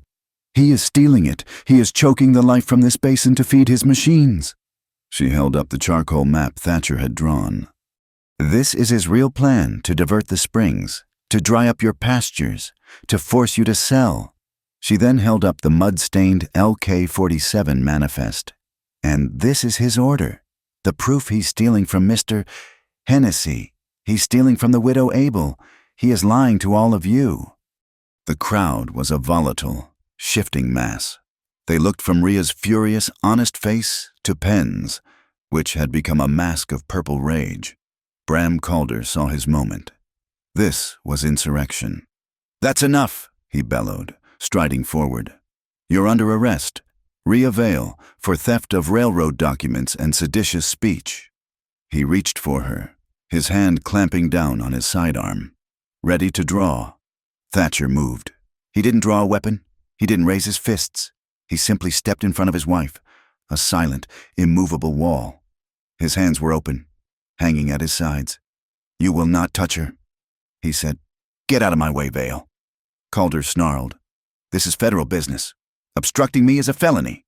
"Then you'd be arresting me for protecting my wife, Deputy," Thatcher replied, his voice calm and carrying, every word a precisely aimed stone. "Which is my right under the law, and you'd be obstructing a citizen from reporting a felony in progress, which, as a federal officer, makes you the criminal." It was a perfect, bloodless checkmate. Calder stopped. He could not shoot an unarmed man who was quoting the law back at him. His authority, his badge, was rendered useless, and the crowd saw it. A ripple went through them, and then the crowd split. Hennessy, pale and looking as if he might faint, took a single, agonizing step forward. The widow Abel, her face a knot of terror and resolution, took 1, 2. They moved from the town side of the crowd and stood, trembling, a few feet behind Ria. It was a rebellion. Public opinion had turned. Silas Penn, seeing his entire empire of lies crumbling, dropped the mask of the statesman. His face was blotched and sweaty. "Fools!" he screamed, his voice cracking. He pointed not at Calder, but at the hard-looking men in his own employ. "Stop her! Get that map! Get those papers!" His thugs, the same men who had attacked Ria at the well, shoved through the crowd, their hands on their clubs. The crowd screamed, falling back. It was about to become a bloody riot, and then a sound. Dong! High, clear, and cold. Dong! It was not a sound of alarm. It was measured, deliberate. Dong! The bell from the abandoned church at Rowan Bluff. Agnes's signal. The crowd, Penn's men, Calder, all froze, looking north to the high ridge. But it was not the ranchers Agnes had gathered.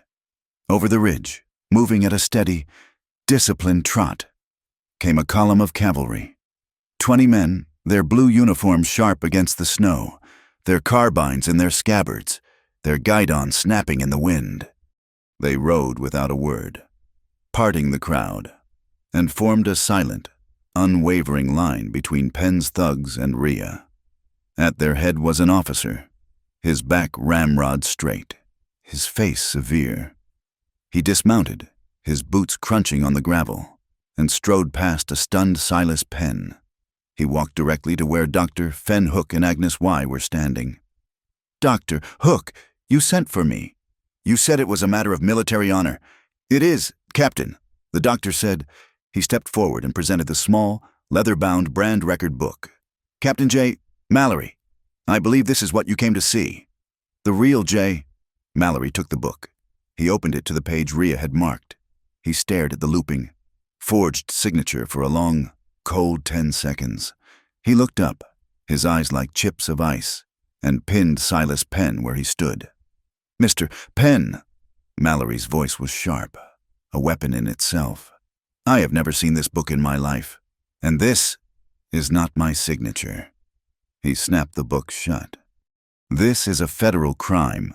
Your contracts, your surveys, and your operations are, as of this moment, under full military investigation for fraud against the United States government."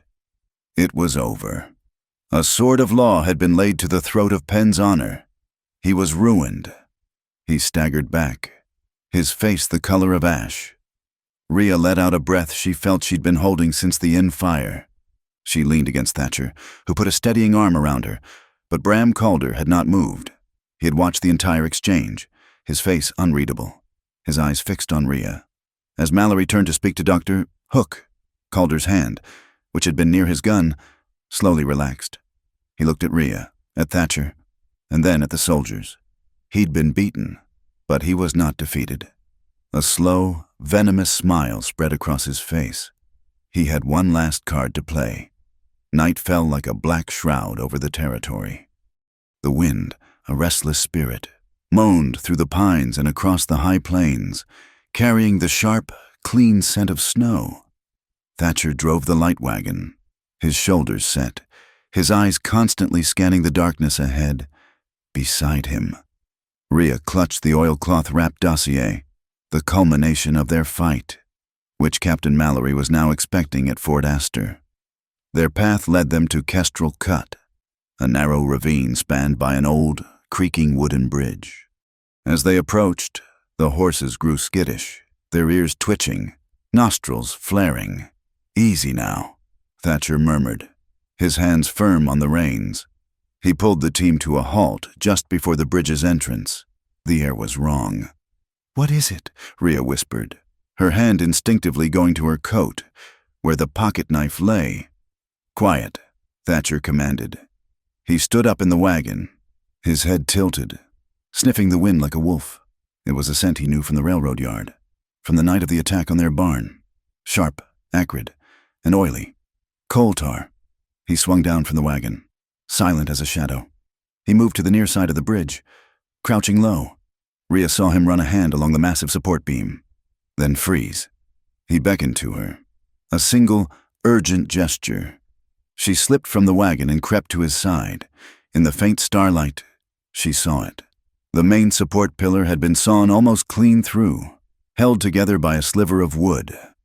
A heavy iron pin, the kind used for wagon axles, had been driven through a drilled hole just below the cut. Taking the weight, tied to the end of that pin was a thick, greasy rope, a fuse that snaked away into the darkness on the far side of the ravine. The plan was simple and brutal as they crossed. Someone would yank the rope, pull the pin, and the entire bridge would collapse into the chasm below, taking them and the evidence with it. There was no time to turn back. They had been seen. Thatcher pulled his skinning knife, its edge honed to a razor sharpness. He didn't waste a motion. He didn't saw at the rope. He placed the blade against it and, with a single, powerful push, sliced it clean through. He then turned his attention to the pin. It was wedged tight. He put his shoulder to the beam, grunting with the strain, trying to take the pressure off. "Get in the wagon," he ordered, his voice a low, strained growl. "And hold on." She scrambled back to her seat, grabbing the sideboard, her knuckles white. Thatcher braced himself, set his knife aside, and with both hands began to work the pin free. A voice cut through the darkness from the far side. "Having trouble? Vale!" Bram Calder stepped out from behind a cluster of boulders, a rifle held loosely in his hands. He was not alone. Two of Penn's thugs emerged with him, holding lanterns that threw dancing, distorted shadows. "It's over," Calder said, his voice carrying on the wind, filled with a triumphant, ugly satisfaction. The iron pin came loose in Thatcher's hand. He didn't look up. He didn't speak. He vaulted back into the driver's seat, grabbed the reins and his whip, and with a raw, desperate yell, he lashed the horses. The team surged forward, not onto the bridge, but swerving sharply to the left, plunging down the steep, grassy embankment into the shallow ditch that ran alongside the ravine. The wagon bucked and groaned, threatening to overturn, the wheels screaming as they slid on the wet grass. A shot rang out, a sharp, deafening crack that echoed in the cut. Rhea saw Thatcher lurch, a grunt of pure animal pain forced from his lips. He didn't fall. He didn't release the reins. He simply hunched forward, his body a shield in front of hers, his grip on the leather traces now a vise of iron. The horses, terrified by the gunshot and the perilous descent, were running wild. Thatcher fought them, his teeth gritted, his face a mask of agony and concentration. The bullet had torn through the thick muscle of his shoulder, a searing, white-hot fire. But he held the reins. He kept the wagon upright.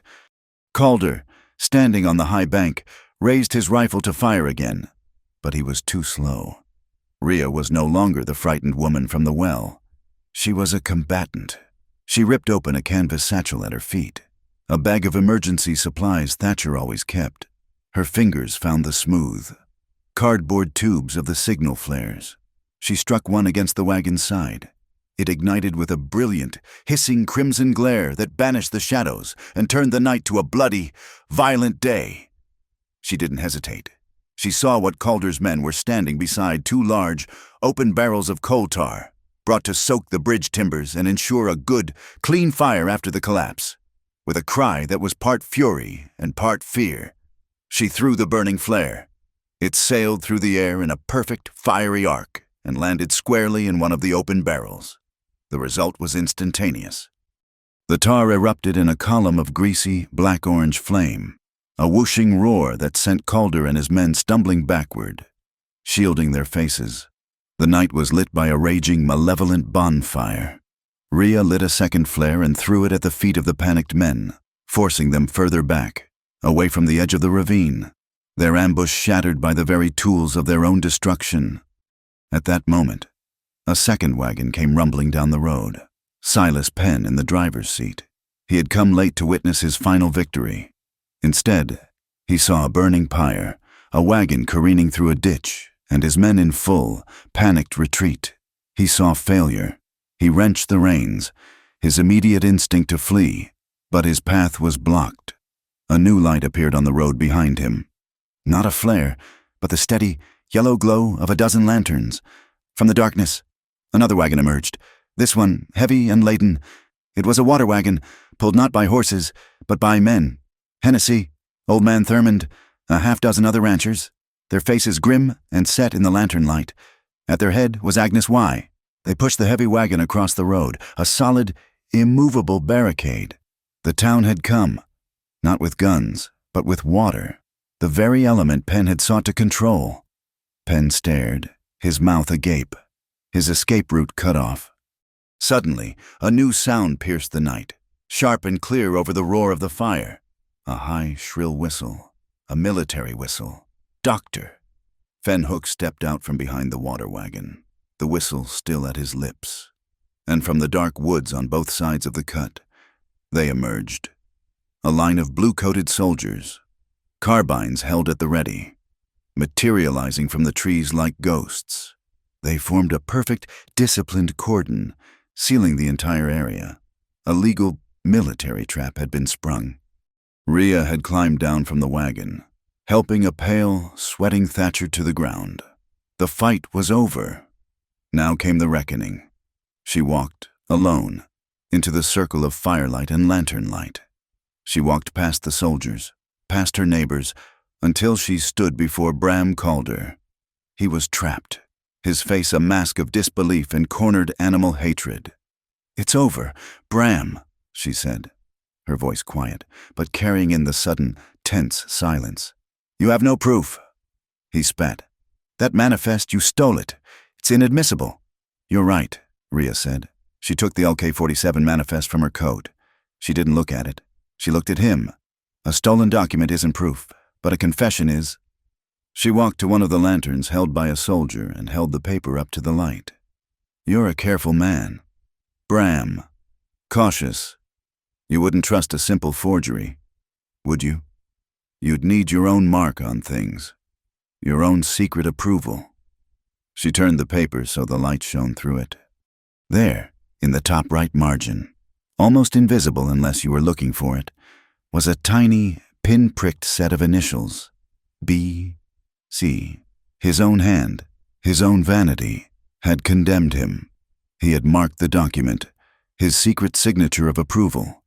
He had just confessed.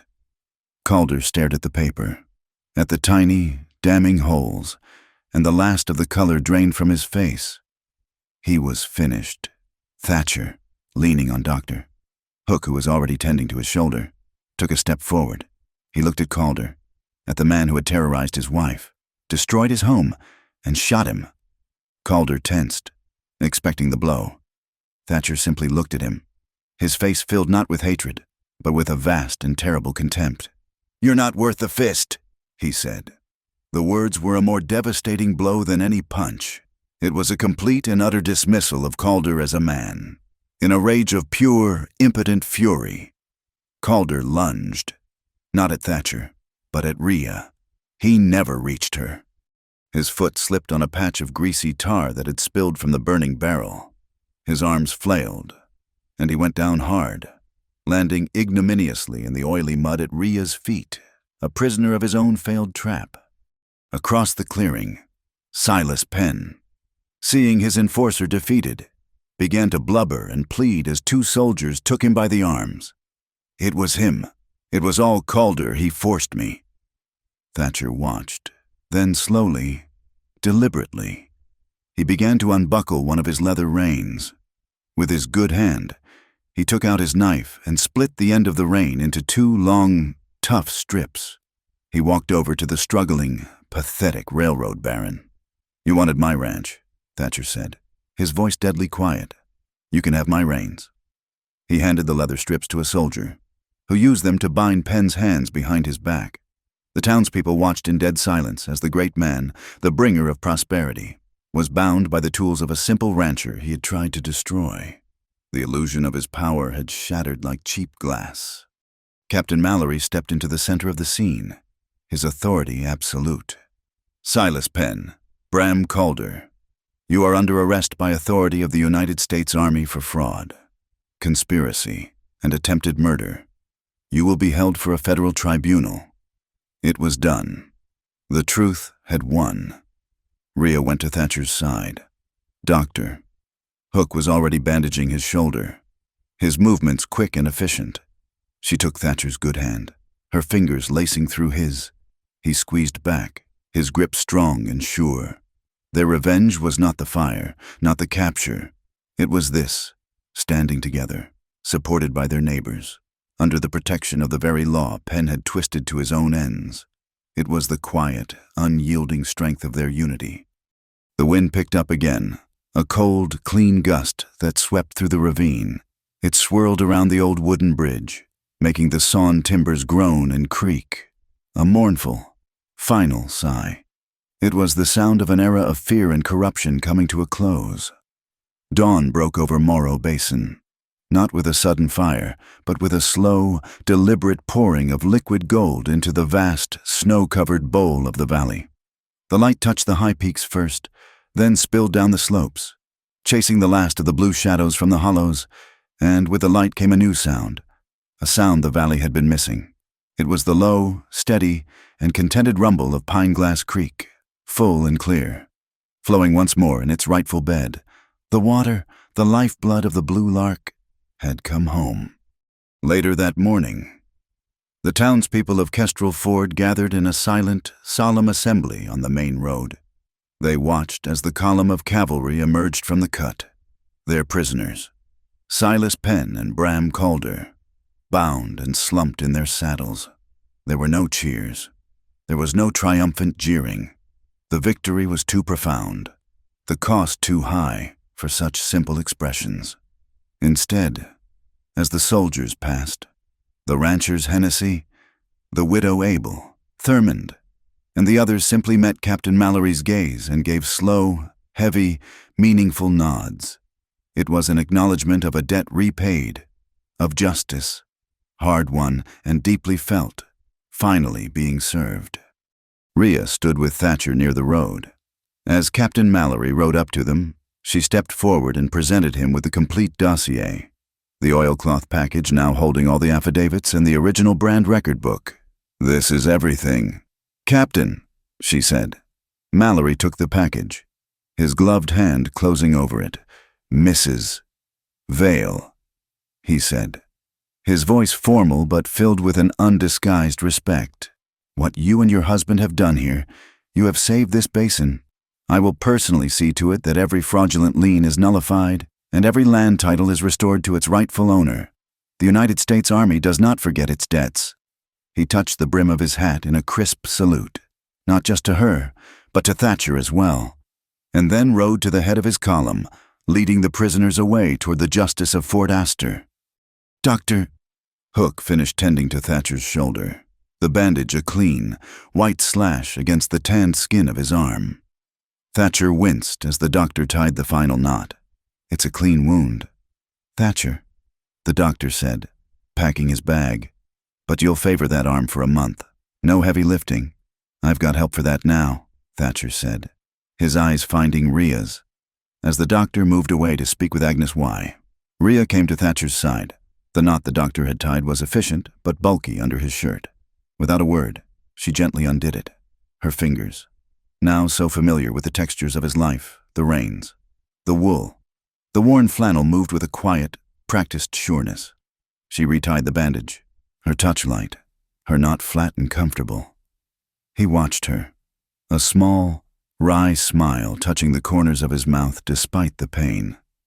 It was a simple, domestic act, a gesture of quiet, unquestioned intimacy.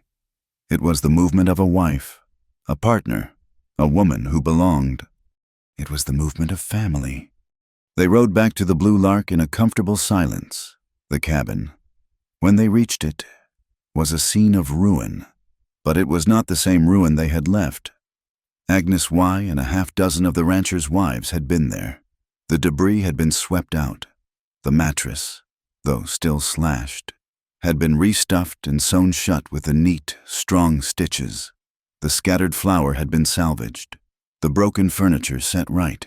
It was still a wounded place, but it was a place that was beginning to heal, tended by the hands of a grateful community. That afternoon, while Thatcher rested his arm, Ria walked out to the small, snow-dusted barnyard. Her eyes fell on the 2 pairs of boots, which she had placed side by side near the door to dry. His and hers. A matched set. A silent promise. She went to her own small trunk. The one Calder's men had split open. She reached inside and pulled out the small, brittle bouquet of dried thistles, still bound by its tight, defiant thread of red. It was a relic from her old life, a symbol of the sharp, prickly defenses she had needed to survive.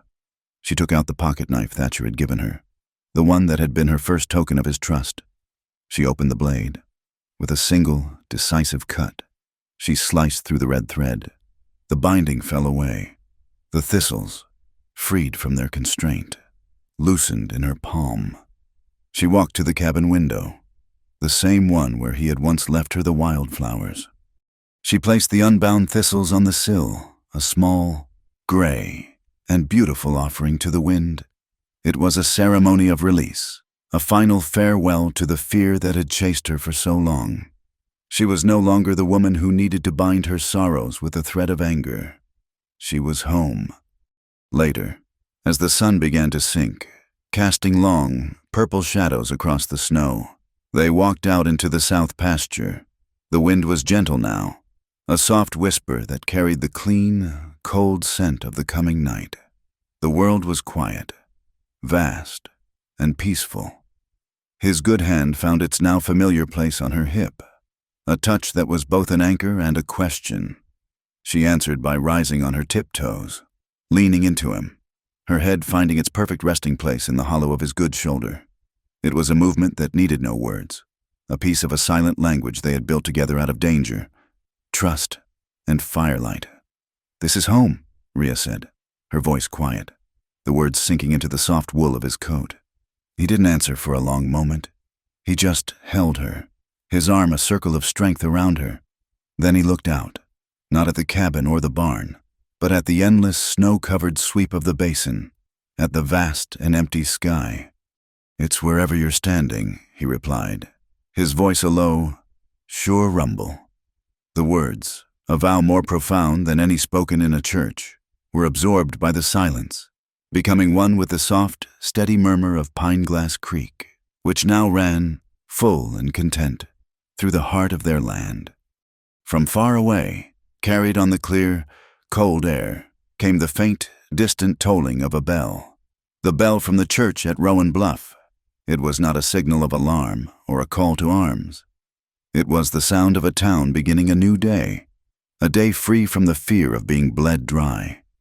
Ria looked up at the sky. The clouds, thin and wispy in the twilight, were stretched across the heavens like a vast, patched woolen blanket. It wasn't a perfect, seamless sky. It was a sky that showed the marks of its mending, a sky that had been torn and stitched back together, stronger in the broken places. It was beautiful. The wind moved through the tall, cured grass that poked through the snow, making a sound like a soft, contented sigh.